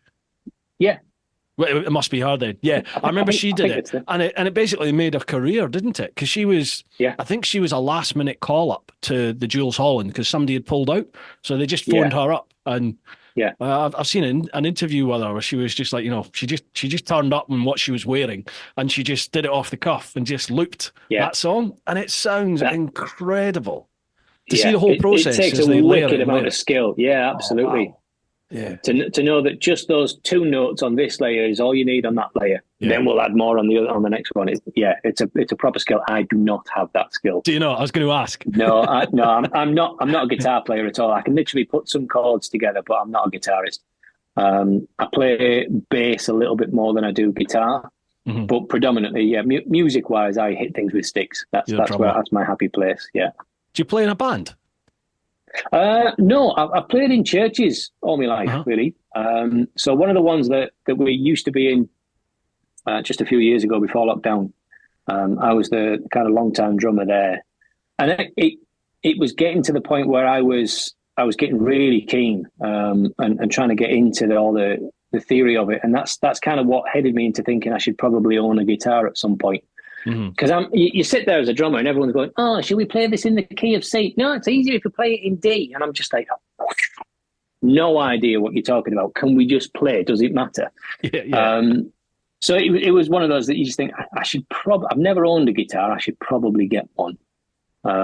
So I bought a kit guitar from Gear for Music for 60 quid, which comes as like the neck is almost a done finished thing. And then the body it's pre-cut out. All the holes are in the right place. Most people would just paint it a nice color and then put all the parts together, and there you go. You've got your guitar. I went to town with a bunch of chisels. Most people, yeah. I went to town with the chisels, and made my own. And that was the first one that I just went. And then you build that kit, and you go, do you know what? That's not as complicated as you think. Yeah. I could probably make one of them from scratch. And then you have a go, and you realize that actually you can do that, and then we can do it differently. Look. And hence the rabbit hole we dive down. Do you know what you remind me of? And this is meant as a big compliment. Colin Firth. Yeah, go on. Do you know Colin Firth? Oh, you've gone. Are you there? Hello? Can you hear me? Still there. Oh, yeah, you come back. Can. Yeah. Can you hear hello. me? There we go. I can. Yeah. You just remind me of Colin Firth. Like for anyone who doesn't know who that is, he is this engineer. I think I'm assuming he comes from an engineering background, but he builds all sorts of stuff. It's like Chris, he's just like, well, I can make that. So he just goes off and he builds stuff. And he's built this like underground bunker in his back garden. I think that's what he's most famous for. Yeah. Is he's just built this that's the big YouTube hit, wasn't it? Oh yeah. Yeah. I mean it's amazing to watch his channel. Yeah, just when you were chatting, it's like God, you scream Colin Firth to me of the woodsmithery world. Yes. Well, so actually, one of the reasons, a bit again linking back to bikes and woodworking, the first Christmas present that the missus was going to get me as a missus was going to be a track day for the bike. Oh wow. She was gonna, there's that thumb again. There's a thumb again. I need to stop talking with my hands, don't I? You must be able to turn that off. I'll try and figure out how to turn that off next time. Must be. So she was going to buy me a track day to take the phaser on a track and go through. And I was quite keen for it. I'm thinking, yeah, it should be good. Push the limit, see what happens. Yeah. And then we'd gone on a holiday to, I think it was Derbyshire, I think it was. And we're staying in this little B&B and we're wandering around a small village. And there's this carpenter's shop, which I'd just never seen anything like it. And there's like woods from every corner of the earth, every tool you could possibly imagine. And they had this wall with carving chisels of every different type, Swiss-made carving chisels. And I'm looking, going, oh, I could have a few of them. And she's like, well, how about I get you some of those chisels instead of the track day? She said, because I'm getting a little bit nervous about doing that. Yeah. And I'm just like, and they're there right in front of me. They're actually in my hand, and I'm like, yeah, go on then. So that's how I got the carving chisels. It was a swap for a track day. I almost forgot about that, actually. Yeah. What is the fascination with chisels? With you people that are into woodsmithery, the fascination with chisels, because my father-in-law is exactly the same. Like he'll go to Car Boots and he will buy like old chisels. The older the better. Yeah. Not to use, just to have in a shed to look at. He just likes to look at them and hold them. But he kind of back in the day he would have used them, but now I just like to look at them. But he's got a whole assortment of different types of chisels that he won't use. He'll just look at them because they all have a little job that you don't technically need. Right? I'm going to put that caveat on there straight away. The first carving that I ever did was on a plank of 2x4 from Jewson's, using a 1/4-inch joiner's chisel, a cheap one with a plastic handle that I'd sharpened on a belt sander, right? And I decided I was going to carve this rose into this chunk of wood just because I'd never done any carving before. Yeah. So this was while I was still living at home, and I had this block of wood, this knackered old chisel that I'd sharpened on a thing, a proper metal hammer to tap it with, So my wrist was knacking by the time I'd finished. And this was on my bed as it's kind of wobbling up and down. And I'm trying to hold it with the elbow and chisel it with it like this. And we get there in the end because you figure out what it likes and what it doesn't like. And we got there. And it's just all the rest of the chisels just do that job a bit better. And yeah, you need the full set. You just need the full set. And if you're just going, oh, if I just had one that was 3 millimeters wider, it'd be a lot better. And then you go and find one and you know, oh, I've got it and it's shiny. But you're dead right. So the older ones, unless you're paying through the nose for new stuff, you need to be spending a good chunk of money on new chisels. The old stuff, the older steel is just such better quality than the new stuff. It's the quality of the steel that's important. In the same way as hand planes. I'm a sucker for a nice hand plane. Oh, yes, so my father-in-law. Yeah. My favourite tool, my favourite power tool, my favourite tool out of all of them, it doesn't get a lot of use, is a Stanley number 7 plane. It's about that long, right? And it was 90 years old when I bought it, so it must be knocking on for nearly 100 years old now. And it is just the sweetest thing to use. And yeah, it's because the quality of the steel back then was so much better than it is now. So if you get a cheap chisel now, you'll have to sharpen it yourself because it won't come sharp. But then almost as soon as you use it, you'll just find little chips will come off the end of the chisel and it'll just take a chunk off the edge of it. Whereas the older stuff will just stay that little bit stronger on that really fine, sharpest edge.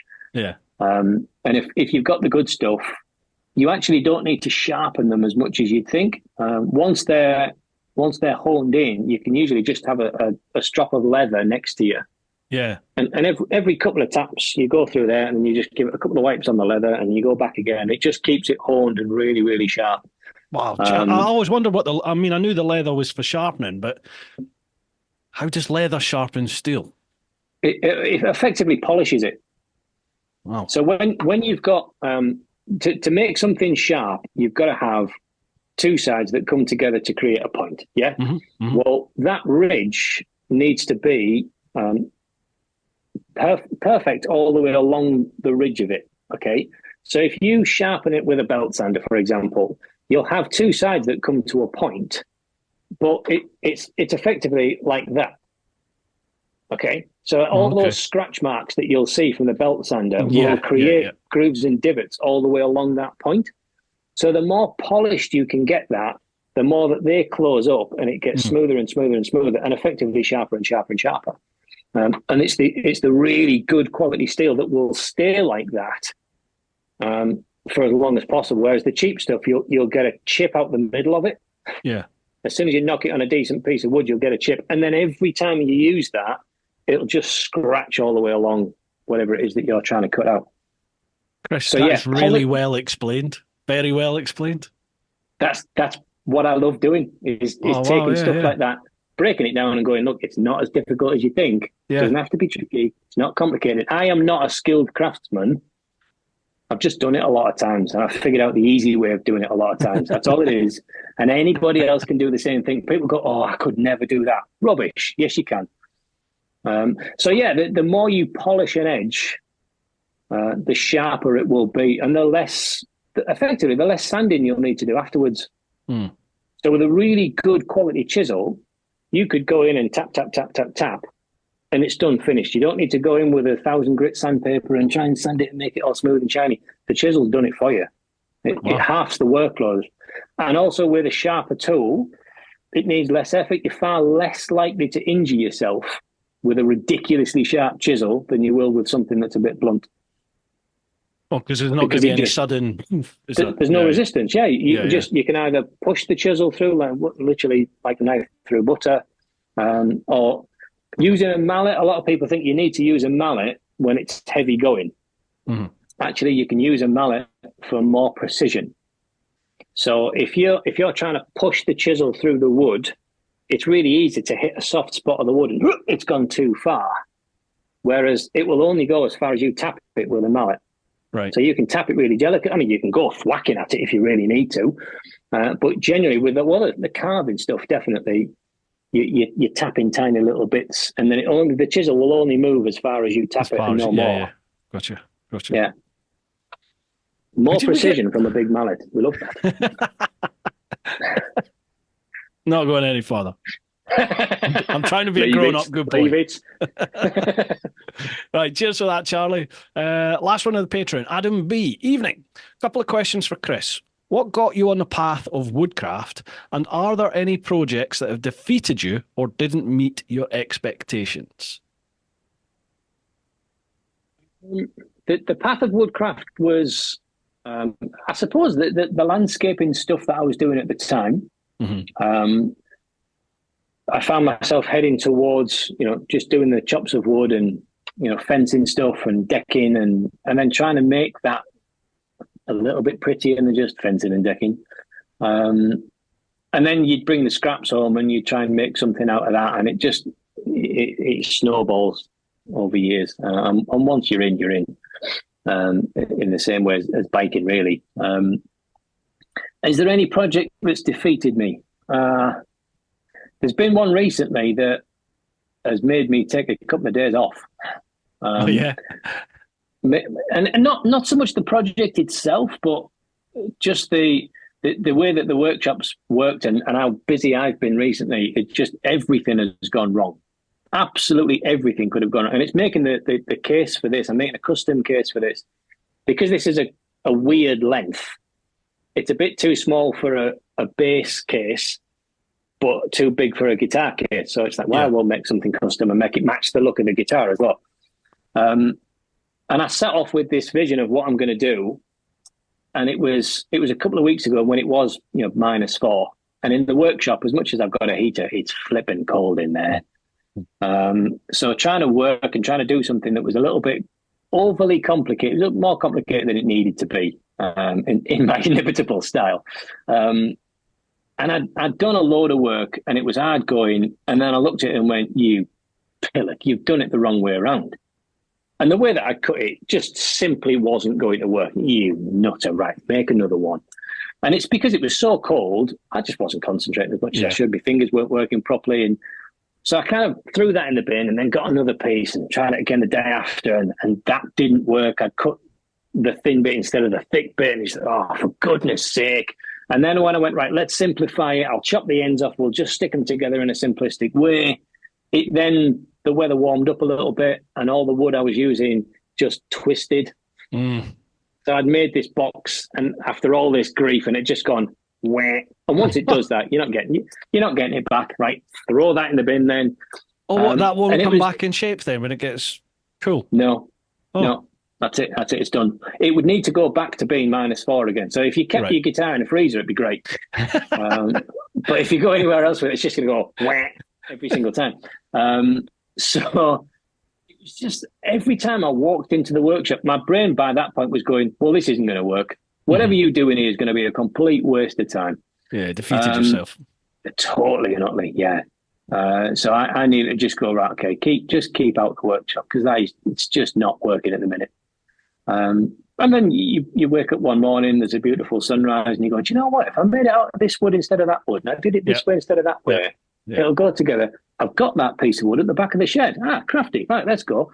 And everything so far has gone as it should have done according to plan. My only issue at the minute is just time. Yeah. Just I'm really struggling for time. Coming out of lockdown, when I had to go back to work being an instructor, I really didn't want to. I'm one of these people that love lockdown. I'm kind of probably not allowed to say that, but I thought it was fantastic. And having to go back to work again, we kind of decided, well, let's give this YouTube thing and guitars a try. So I've kept Mondays and Thursdays as my workshop days. I'm not in the car. I'm in the workshop. I'm building stuff. I'm recording for YouTube. I'll edit later. Only recently I've had that many tests on Mondays and Thursdays that just take like 3 hours out of the middle of your day and just completely screw everything up. So struggling for time, which again just plays with your head because then you feel the pressure on, I've got to get this done, I've got this done. There's people waiting for some stuff, and I'm not even convinced I'm going to get a video out this. I've missed the last 2 weeks of putting videos out on YouTube. It's killing me. Absolutely. So easy to do, man. So easy to do. Yeah. Yeah. Yeah, definitely. So that came to the point where a version of that defeated me. But then you come back at it with a couple of different ideas and make a different one. Didn't defeat you, it delayed. It delayed the Yes. process. That's all. Yes. It changed the vision. This is it. This is it. Right, that's all the questions on Patreon. So we'll move across onto Cool. Instagram. I need to go for a natural break. So I'm just going to pop to the Lovely. toilet. Folks, listen to No these worries. sponsor readouts. We'll see you back in a couple of minutes. Apologies for interrupting, folks, but a quick shout out for this week's sponsors, who this week are Ultimate Add-ons. Bit of spiel to read out for them. Ultimate Add-ons are the premium manufacturer of mobile phone and action camera mounting solutions for motorcycles. With a kit for any bike and a proven track record of creating products that keep your devices safe, secure, and easily accessible, the Ultimate Add-ons product range is ideal for any rider, from the commuter to the round-the-world adventurer. Why shell out on an expensive GPS system when you could use your smartphone, keeping it charged and within reach to take photos of your travels at the same time? Ultimate Add-ons waterproof, shockproof, and dustproof tough cases are available for all flagship smartphone models and are designed by riders for riders. Find out why Ride Magazine gives Ultimate Add-ons their coveted Best Buy certification. Keep riding this winter with Ultimate Add-ons. It's all about the journey. Now, if you head to Ultimate Add-ons, links down below, it's just Ultimate with ADDONS, all one word, ultimateaddons.com. Use the code TeapotOne, that's Teapot with ONE at the end, TeapotOne, then you'll get 10% off their entire product range. That also works for Dango Design UK as well. I've never had any vibration issues with the cases that I use. I've got one for my iPhone and I use the Hex sort of strap. It's in the pedal cycle section. It's just like a ratchet strap which allows you to pretty much attach it to absolutely anything, and then your case attaches to that. So a massive thank you to Ultimate Add-ons for their continued support. We are also sponsored by the Influencer Store. Now, Roger and Charlotte over at the Influencer Store, they've been doing my merch for TeapotOne.com for quite a few years now. I used to use the standard sort of print-on-demand type web-based ones. It was nice and easy to do that, but the quality of the products were 2 or 3 washes and they fell apart. They'd lose their shape, and I wasn't really happy for my brand to be associated with that sort of quality. So I was on the hunt for some better quality merch. I saw Richie Vida stuff and thought, that's really good. Nice quality, really nice print, like the designs. And he pointed me in the direction of Roger and Charlotte over at the Influencer Store. And they've been doing my merch ever since. I get the feedback from you guys when you spend your hard-earned money on the merch and you seem to be happy with it. If you're not, please do let me know and we can feed it back. But I've got some spiel to read out from them. The Influencer Store helps you build your brand big or small, providing you with a solution and apparel. We help you to increase your fan base while supporting you with starting your own influencer clothing line with nothing more than just an idea or design. And there are no hidden costs. For more info, come check us out at influencerstore.co.uk or drop us an email at online@influencerstore.co.uk for more information. And lastly, a massive shout out to all of you over in the clan over at patreon.com/TeapotOne. Could not do this without all your support, folks. We've got a fantastic community going on over there. Everyone's so supportive of each other. We do the ride outs, we do the meetups, and obviously you guys get first choice for the questions on the podcast. Thank you so much for all your support. I hope you're all still enjoying it. Let's get back to the podcast. I was just having a little laugh. I'll tell you why in a second. Right, folks, welcome back. We'll move across to Instagram for questions on there. There's a couple of questions we've got to go through there. First one, Devil and Sons. Are guitars better than bikes? No. There you go. Guitars, no. The workshop versus bikes. Ooh. That would be a trickier decision. Guitars, I could give up guitars. That's fine. But yeah, what do you get from the workshop then that you don't get from bikes? For you, creativity. Yeah, is the main one. So I can still get my little hideaway. I've got a wife and a teenage daughter, so you need a little hideaway. So I can get that from the workshop in the same way that you can get on the bike and just go. Yeah. Get that peace and quiet. I think I'd have to go up biking in a different way to get that creativity, I think. Yeah, yeah. Um, I think I I, get that through producing the content. So Definitely. it's a whole YouTube side of things for me that allows me to do that side of me, I suppose. Yeah. Yeah, no, I've, I I've, get I am, that.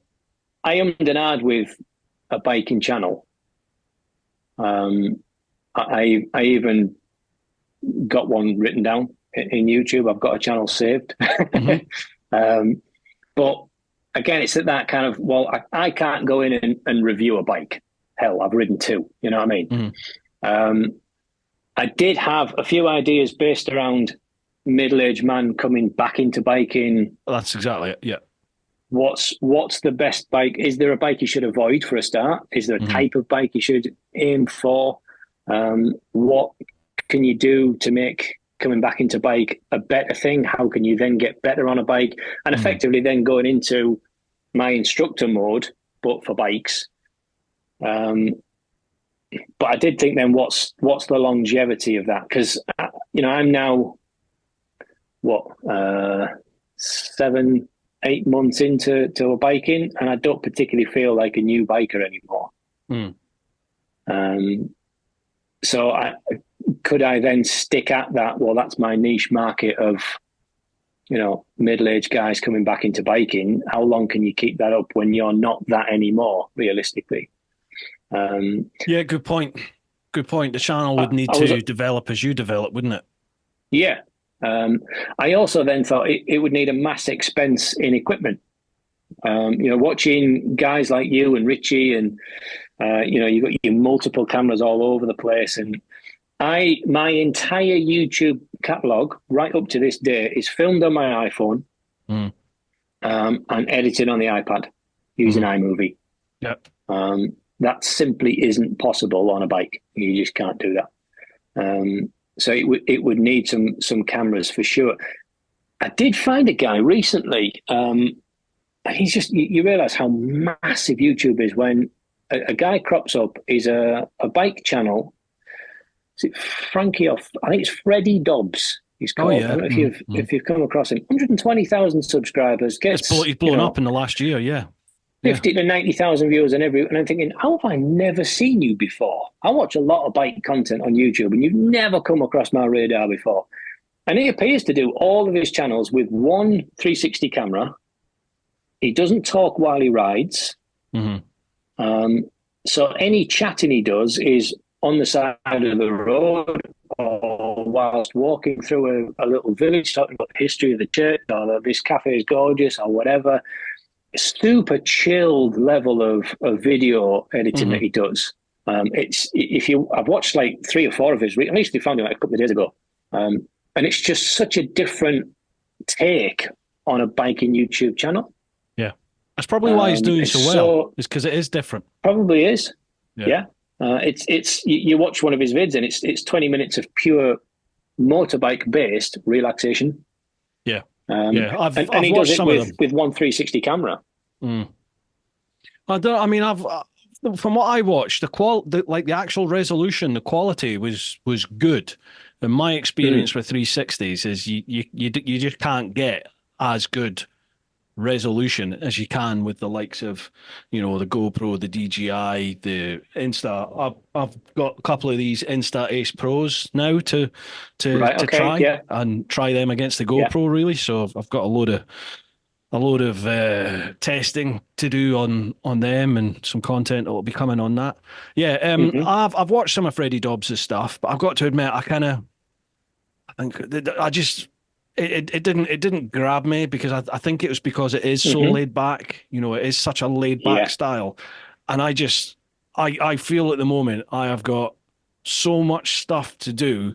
I haven't got the time. I haven't got the time to watch that. So, like the YouTube Yeah. stuff that I watch Yeah. doesn't tend to be bike orientated, and tends to be much shorter, punchier content, like Casey Neistat, like Peter McKinnon. They're maybe 10, 12 minutes, maybe on a video. Mm, It's much shorter, punchier stuff, which is the kind of yeah. stuff I really want to make. But you can't.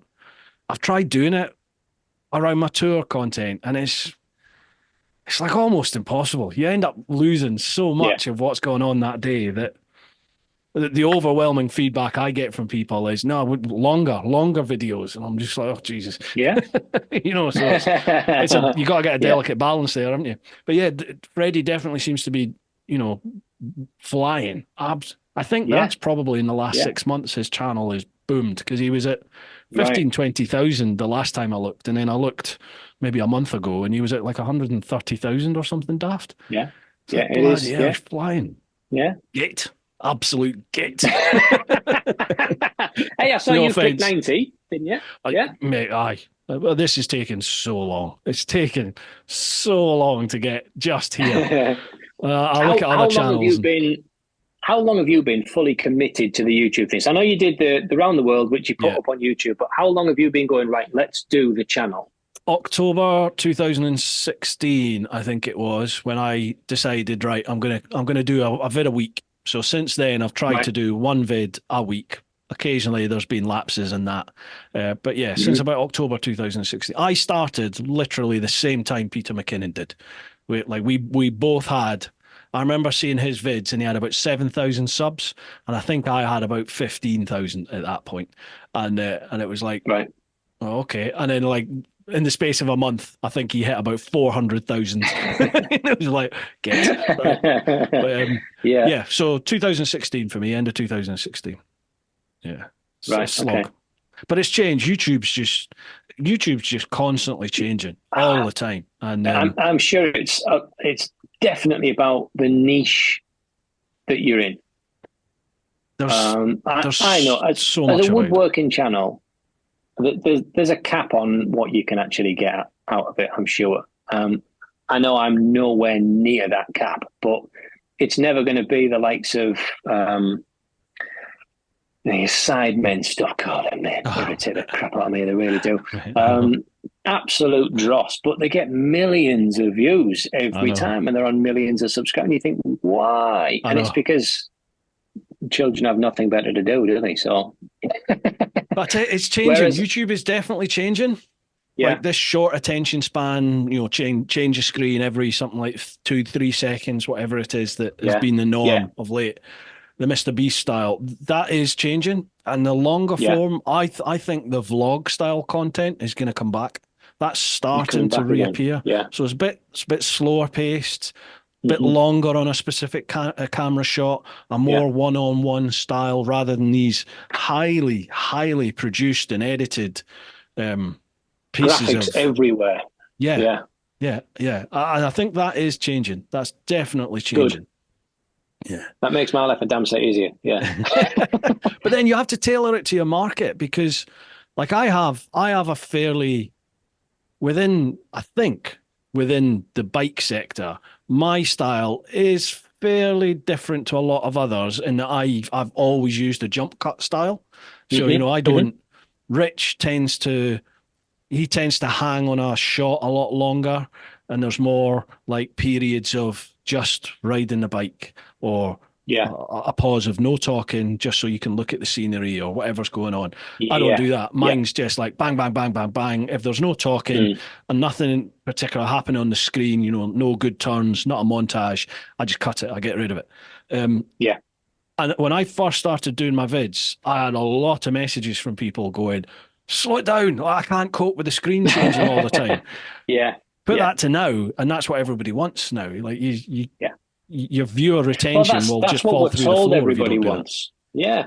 Yeah. Yeah, but That's you what we're see it in told your everybody analytics. wants. Yeah. You Yeah. genuinely, But I you're notice right. it. I've seen a few videos recently that have come up about the different style of YouTube editing that Mm, seems to be coming back. That yes, you've got to change your camera angle. You've got to just slightly zoom in a little bit, but yeah, it yeah, is going away from the massive editing of every 2 or 3 seconds. Something's got to change. Well, yeah. yeah, you've got to think about your viewer retention and keep their attention going somewhere, but just chill it out a little bit. Aye, Um, yeah, and I think also, I think our audience will probably be very similar age range of yeah. 30 to Demographics. 60, 70, Yeah, generally male. Um, And I think, we're of the age that doesn't actually need everything changing every 2 or 3 seconds. Yeah. We have an attention span. It's not Yeah. a 4 second. It's literally officially less than a goldfish now, I know it's crazy. which is quite scary, isn't it? Really? Yeah. Yeah. Yeah. Yeah. They do say something like, is it 2 to 3 seconds now, or even less than 2 seconds? The last one I saw For was things like, like shorts, yeah. yeah, yeah, If you haven't grabbed someone with a hook within the first 2 seconds of a short, you're wasting your time. Which is why I don't bother with shorts. I tried them, and few of them got a couple of thousand views. There was one that got 100,000 views. A lot of them got 19 views. And yeah. you're like, that just means YouTube hasn't showed it to anybody. What is the point in me even bothering? Um, yeah, I'm a convert. I do a lot of Right. short form content now. So for every vid I do, like long form vid, I'll have at least one short, if not a couple of shorts that I'll produce from that. And I use Yeah. that. I tend to reuse it, so I'll use that as a reel on Instagram. Oh, Um, definitely. Yeah. and whatever is it a reel on Facebook as well? Whatever they call it on I have no Facebook. idea. I Um, can't stand Facebook. I hate it. I hate Facebook, but it's my biggest platform. I've got like Hideous place. 120 odd Right. thousand followers on that. Oh, Somehow I don't really? know how, Right. but I do. So I can't ignore that. But I fucking hate Yeah. Facebook. It's just, Yeah. you know what? Like I've got my personal page, me Bruce Smart, and then I Hmm. have the business one, a page for TeapotOne. I've got a page for chicken strips, which I hardly use the chicken strips one at all. But the crossover between TeapotOne and my personal one, it's just like it seems to, it tells you how many notifications you've got. You've got replies and Yeah. messages. Excuse me, sorry about that. It mixes my personal with my business, so it's just like it's too much effort, it's too much bother Yeah. to faff about with Yeah. that and sort through it. So I just And, tend to do and I everything on think Insta. I think Facebook tends to be a slightly more negative place as well. Yeah, yeah, yeah. I think it's because it's an older audience on Facebook. Yeah. Anyone below The like silver 30 don't surfers. don't use. Yeah, but anyone below, certainly below like 25, no one below Yeah. 25 is using Facebook anymore. Um, yeah, and I tend to find that the younger ones tend to be a bit more open-minded, I think, about or tolerant maybe. We are quite Hmm. stuck in our ways, like in the bike community. Well, you ride a GS, so you're just a boring wanker. You ride a KTM, so you're a hooligan. You ride a Ducati, so you never ride. You just like a nice bike. You ride a Gixxer, so you're going to go fast in a straight line. It's all these traditional Yeah. stereotypes that, Stereotypes. yeah, Yeah. yeah. Whether you believe it or you don't, people always fall back on that, and that's always the comments you get. Whereas the youngsters just seem to be the youngsters. Fuck me, how old am I? But, like the younger generations, they tend to When be. I were a lad. Yeah, I know. Yeah, swing that lamp. Oh, yeah. The younger folk definitely seem to be a bit more tolerant, a bit more open, a bit more chilled out about stuff. Well, I could be talking shite, but that's how But have the attention span of a gnat. Yes, yes. Oh, yeah, that's how we got onto this. Yeah, so It is. I'll produce shorts and reels. I definitely on Instagram, my following has shot up since I started Right. doing reels within the last Yeah. year or two. I thought I was sat at like 11, 12, 13 odd thousand followers on Instagram. And I Hmm. think I've gone over 30 all of a sudden. And when I go on my Wow. notifications, it's always like follows, follow, follow. There's just every day is hundreds of follows, and they're Yeah. all from a reel. They're all from lots of different reels. Right. And same Wow. on YouTube. I think when I look at the analytics, roundabout, there's still more people watching the long form content than the short form, but it's like 48% to say 52%. So it's almost Right. balanced. Are you And finding that people from the shorts are transferring to the video? yeah, that's what the analytics tell me, and I subscribe to that vidIQ as well. I started using that in the Yeah. last few months, and that keeps telling me that I'm getting a good funnel through from the shorts. Right. So do more. Yeah. Um, Yeah. and I kind of find myself now.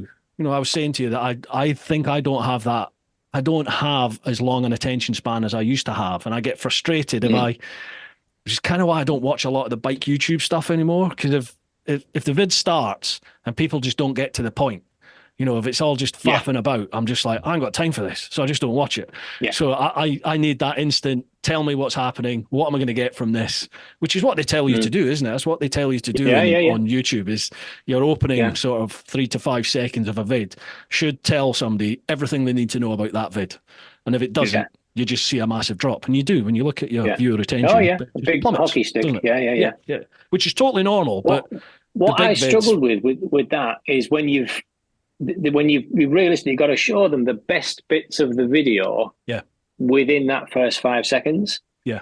And I'm like, well, then why would you bother sticking around? You've seen the end result. You know what it's going to be. But Because you've got it to tease them. actually works on how did you get there? Mm. So You've got to show people what they're going to get. If they invest their time, what are they going to get from that vid? But it's yeah, got to be enough to entice them in, but not enough for them to go, well, I've seen it. I'll go now. Do you know what I mean? yeah, It's that yeah, balancing act, isn't it? yeah. With this worship series that I'm doing at the minute, this is the first one, which is basically me building guitars for free for people that play in churches. Mm-hmm.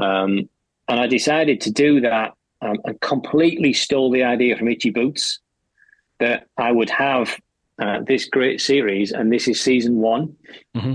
So I was watching some of hers, and she's was it season 6 or season 7 or something like that.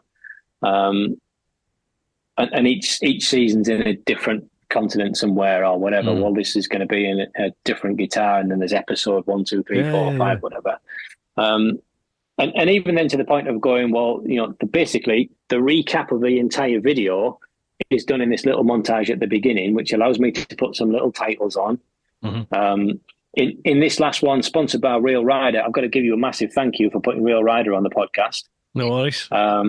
Because we got in touch and chatted, and he effectively then sponsored the Awesome. entire build, which was fantastic. He's a nice lad. Nice lad. So he is good. Yeah, good. And a hell of a product. I'm chuffed to bits that I've actually got that in my pocket, and my daughter does as well, which is even more important. Yeah, it needs work because it is clunky. I used it a few times on a couple of tours, and sort of said to people, look, if you all download it and use it, then we can give some feedback on like the user interface, but also it'll allow. It does allow you to track everybody, doesn't it, and see where everyone is. Yeah. So if you do get lost, it'll be a nice, handy way of seeing where everyone's at. And it was really clunky. So I fed that back to them, and I think they're taking that on now into developing the UI. He's got something. He contacted me last week actually. They've got some new thing happening. I need to. Apologies, I'm absolutely butchering it, so I'll not go into what it is. But there is something happening on it. There's been a big development.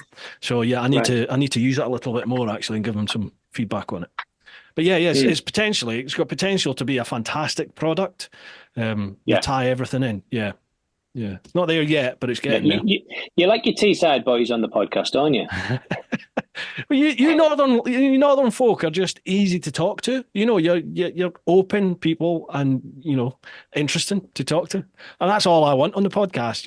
I don't care what people's niche are or what they've done. Have you got a story? What's your story? Chat. Let's go. Yeah. So we end up chatting about all sorts anyway in the podcast, don't you? So absolutely, yeah. Covers all subjects. Do you listen to podcasts in the workshop? No, I don't. So I'm not a massive podcast fan, to be honest. I'll listen to yours, and I like the really long ones, obviously. Well rescued. I know. I need the attention span. So I mean, in the workshop, if I'm not actually recording stuff, then I'll have music on. Yeah. And I'll quite happily, sing away with whatever tunes are on while I do some working. I find with a podcast, I need to listen. So I can't do that in the workshop, and I don't like listening to podcasts then on the bike either, because I can have a bit of music on is fine, but I actually need to concentrate a little bit more on the bike. Gotcha. Yeah. Whereas I can do it in the car, which is probably not what I should say as a driving instructor, but yeah, I can listen to a podcast in the car.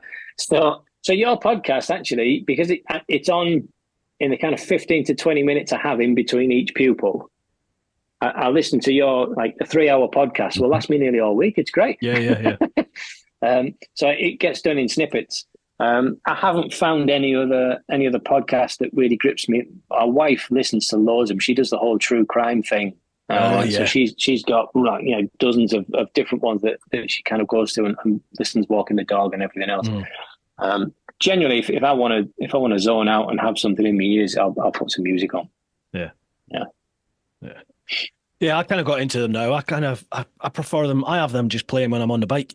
I just have them Right. playing in the background and yeah, just I don't know, maybe obviously I'm concentrating on riding the bike, but it seems to go in. I seem to be able to deal with that. Yeah. Um, Next question from Insta. I'm assuming this is your missus. It says Lisley Hatton? Is it Le- Leslie Hatton? Liesel. Liesel. Liesel. Sorry, Liesel. My Yes. apologies. Like from The Sound of Music, but not as old. He says, at about 8 p.m., ask him to make Mrs. KBC a cup of tea, please. I think we were about Yeah. 15 Job minutes done. late, but he did go I down and think make we a were. cup. Yeah. Yeah. All good. Happy I'm a days. good lad. Devil got you well trained. Devil and Sons again. What's the proper way to make tea? Oh, this is a With hotbed a coffee. topic. This is really easy. With a coffee machine. What? Yeah, don't make tea. It's rubbish. Have a coffee instead. That's the best way to do it. I thought you were going to come out with some pearl of wisdom about how to use. No, no. Apparently, I make a really nice cup of tea. I mean, I Yeah. think that's the story that the missus tells me, so that she doesn't have to bother putting the Yeah, kettle so on. you make them. Yeah. But that is tea bag, hot water. So she likes a strong cup of tea, but with loads of milk in. Oh, wow. So she goes, "Oh no, I want a weak tea." No, you don't. No, you don't want a weak tea. You want a strong tea with a load of milk in. So that's what she likes. I can't be doing with tea. It's boring. It dries my mouth out. Give me a coffee. Yeah, I'm a coffee man. So we've got a really nice coffee machine, and I'll go through stupid amounts of coffee every day, How'd you take and your still coffee? get to sleep as strong as possible. If you can stand the spoon up in it, it's all good. Black? I used to milk? have. I'd usually make myself a cappuccino. If at the minute I'm finding that actually it's filling me up too much, weirdly. So I've just been having espressos, Uh-huh. just nice, just tasties, and Nice. then try and top up with water afterwards. But I'd never drink enough water. It's true. Do you not? No, shocking. I've even got I've got one of them that I keep filling up, and it should be filled up twice a day. I And have about I barely 6 ever to get through 8. the first one. Right. I have So six my to eight problem of these is, a day. God damn it, you see, trapped in a car all day, I can't do that. Oh, I pee 'Cause constantly. I am All absolutely night, stuck. all day. So I go out in the morning. My first lesson is at 9:15. I usually do an hour and a half lesson, and I'll have 15 minutes to get from that one to the next one. Mhm. Let me just put you on low power mode. That's my phone going. You're running out. Oops. Well, we've got one more question after this. Okay. So yes, I then have maybe 40 minutes for a lunch, and then back at another couple of lessons with a tiny gap in between. So if you start the first lesson and go, "Oh, do you know what? I need to cross my legs," I've got a good solid 3 hours before I can get out the car and find anything. So the thought of having more drink is just a no-go, just an absolute no. It's funny doing the bike tours now because the vast majority of my customers, my punters, are men Have of the same our sort issues. of age, and obviously as we progress in years, we all we all get that point, don't we? Where it's just constantly blokes going, "I need a pee, I need a pee," and then as soon as you stop for somebody to have a pee, someone else will go, "Yeah, I need a pee too." So you just end up with a load of old boys I lining was them. stopping. Yeah, best start. Yeah. Oh yeah, it's brilliant. Constant, all day, every day. Yeah. Next one, Mumbling Productions. This is the last one. Good man. When can we He's a good lad. expect a Ducati themed guitar build from you? Oh, well. There you go. I have actually. I've designed 3 already. I did it a while ago. And one was 916. One was a classic monster with trellis frame. And the other one was the seat and seat cowl from a Panigale. To turn into a guitar. And while I was designing, I was just going off on a headspace, as I tend to do. And I'm going, yeah, I like these. These are really good. Someone would have these. If someone has a range of the kind of limited edition anniversary special bikes and all the memorabilia, they're going to want one of these hanging on the wall. Oh, yeah. And I contacted Ducati and said, I want to make these guitars based on your bikes on my YouTube channel. Mm-hmm. What do you think? Are there any design aspects you would actually prefer to show or anything like this? And they just come back with a generic. If you would like to make Ducati merchandise, you must have the proper licensing authorities. Yeah. They fill out this form here, and I'm thinking, no, I'm not doing that. Yeah. So they've sat as designs, and they're the level of crazy design that isn't. You'd never look at it and go, that's a standard looking guitar with design tweaks on it. It is a Ducati monster tank with the trellis frame that becomes the neck of the guitar. Uh-huh. It is the seat cowl of a Panigale that's used as the body, and it will go through the little seat hump, and it's all there. I'll send you the pictures. You can stick them up. Yeah, will do. Yes. So if there is a Ducati nut out there that you want a guitar to hang in your little workspace, get in touch and we'll build it for you, or any other brand for that matter. Right, that brings us very neatly on to the final part. How do people contact you or follow you if they want to find out more? You can find me if you Google Uglier, King Bespoke Creations. It just falls off the tongue, doesn't it? I was thinking of changing it to KBC, but apparently there's loads of KBC stuff all over the place. I think it's like American radio stations, I think, at KBC. Right. So as much as all of the logoing becomes the KBC stuff, it's King Bespoke Creations. If you search for that, you'll find me. So you can get me on the YouTube and Instagram. If you want to get in touch, you can DM me on Instagram. There's email addresses on both YouTube and Instagram as well. So if you want to do something a bit more detailed and get into some specs, you can email me and we'll thrash out some designs. Yeah, cool. Now, folks, if you have any of my merch, a while ago, a couple of years ago, I had, you can't really see the logo anymore. It's worn off there. But Chris did these slate style coasters for me. And they flew off the shelves, these things. And I must say, thank you very much for sending through these. So we've got the old tractor, but that is the beast. There's the Jigsaw. Love them, mate. Thank you very much. Much appreciated. My pleasure. That was something that, again, with the YouTube channel, you get sent some stuff. And some companies got in touch about laser machines. Mm-hmm. So the latest one that I've got in the workshop's like £1,000 worth of laser machine that I would never have bought off my own back. And the company went, do us 2 videos. Yeah, okay. Isn't it amazing? Isn't it amazing? Just phenomenal. Companies just will do stuff like that. Like Insta sent me absolutely crazy. It must be about 1,500, £2,000 worth of kit. Just boom, there you go. Do what you like. Yeah, play with that. Yeah. So I'm now trying to find ways of using that in amongst some of the guitar build stuff. So a lot of the inlays on this, because it's lettering, and lettering needs to be so insanely precise because your eyeball will pick up a fault with a letter instantly. Yeah. So the laser machine is superb at cutting out lettering and anything else you want it to do as well. So trying to find ways to incorporate that machine now that I have it into the work that I do. So it's still, all of the body is completely hand cut and hand carved, but the inlay can just be that extra touch more precise. And then things like the coasters, those bikes, stuff that you can just put on Etsy. So again, if you get onto the website, kingbespokecreations.uk, there's links to the Etsy shop in there where you can get all some stuff. I've got a quiz for you, actually, because I've done a set of 4 coasters with different adventure bikes on, right? All right. Uh-huh. I'm gonna tell you what drink you would put on the coaster, and you're gonna tell me what bike's on it. All right. Okay. So the first one is dead easy.